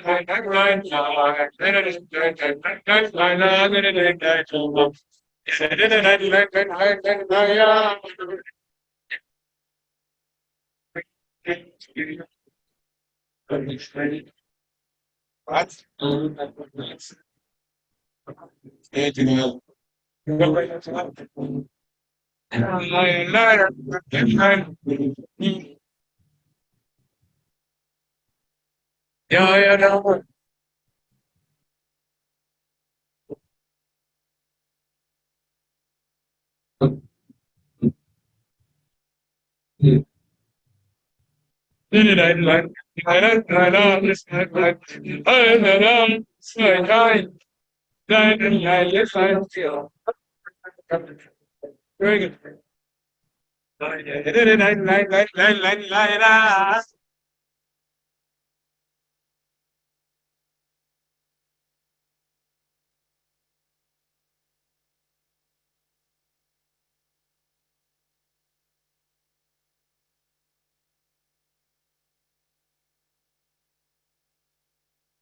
Got it.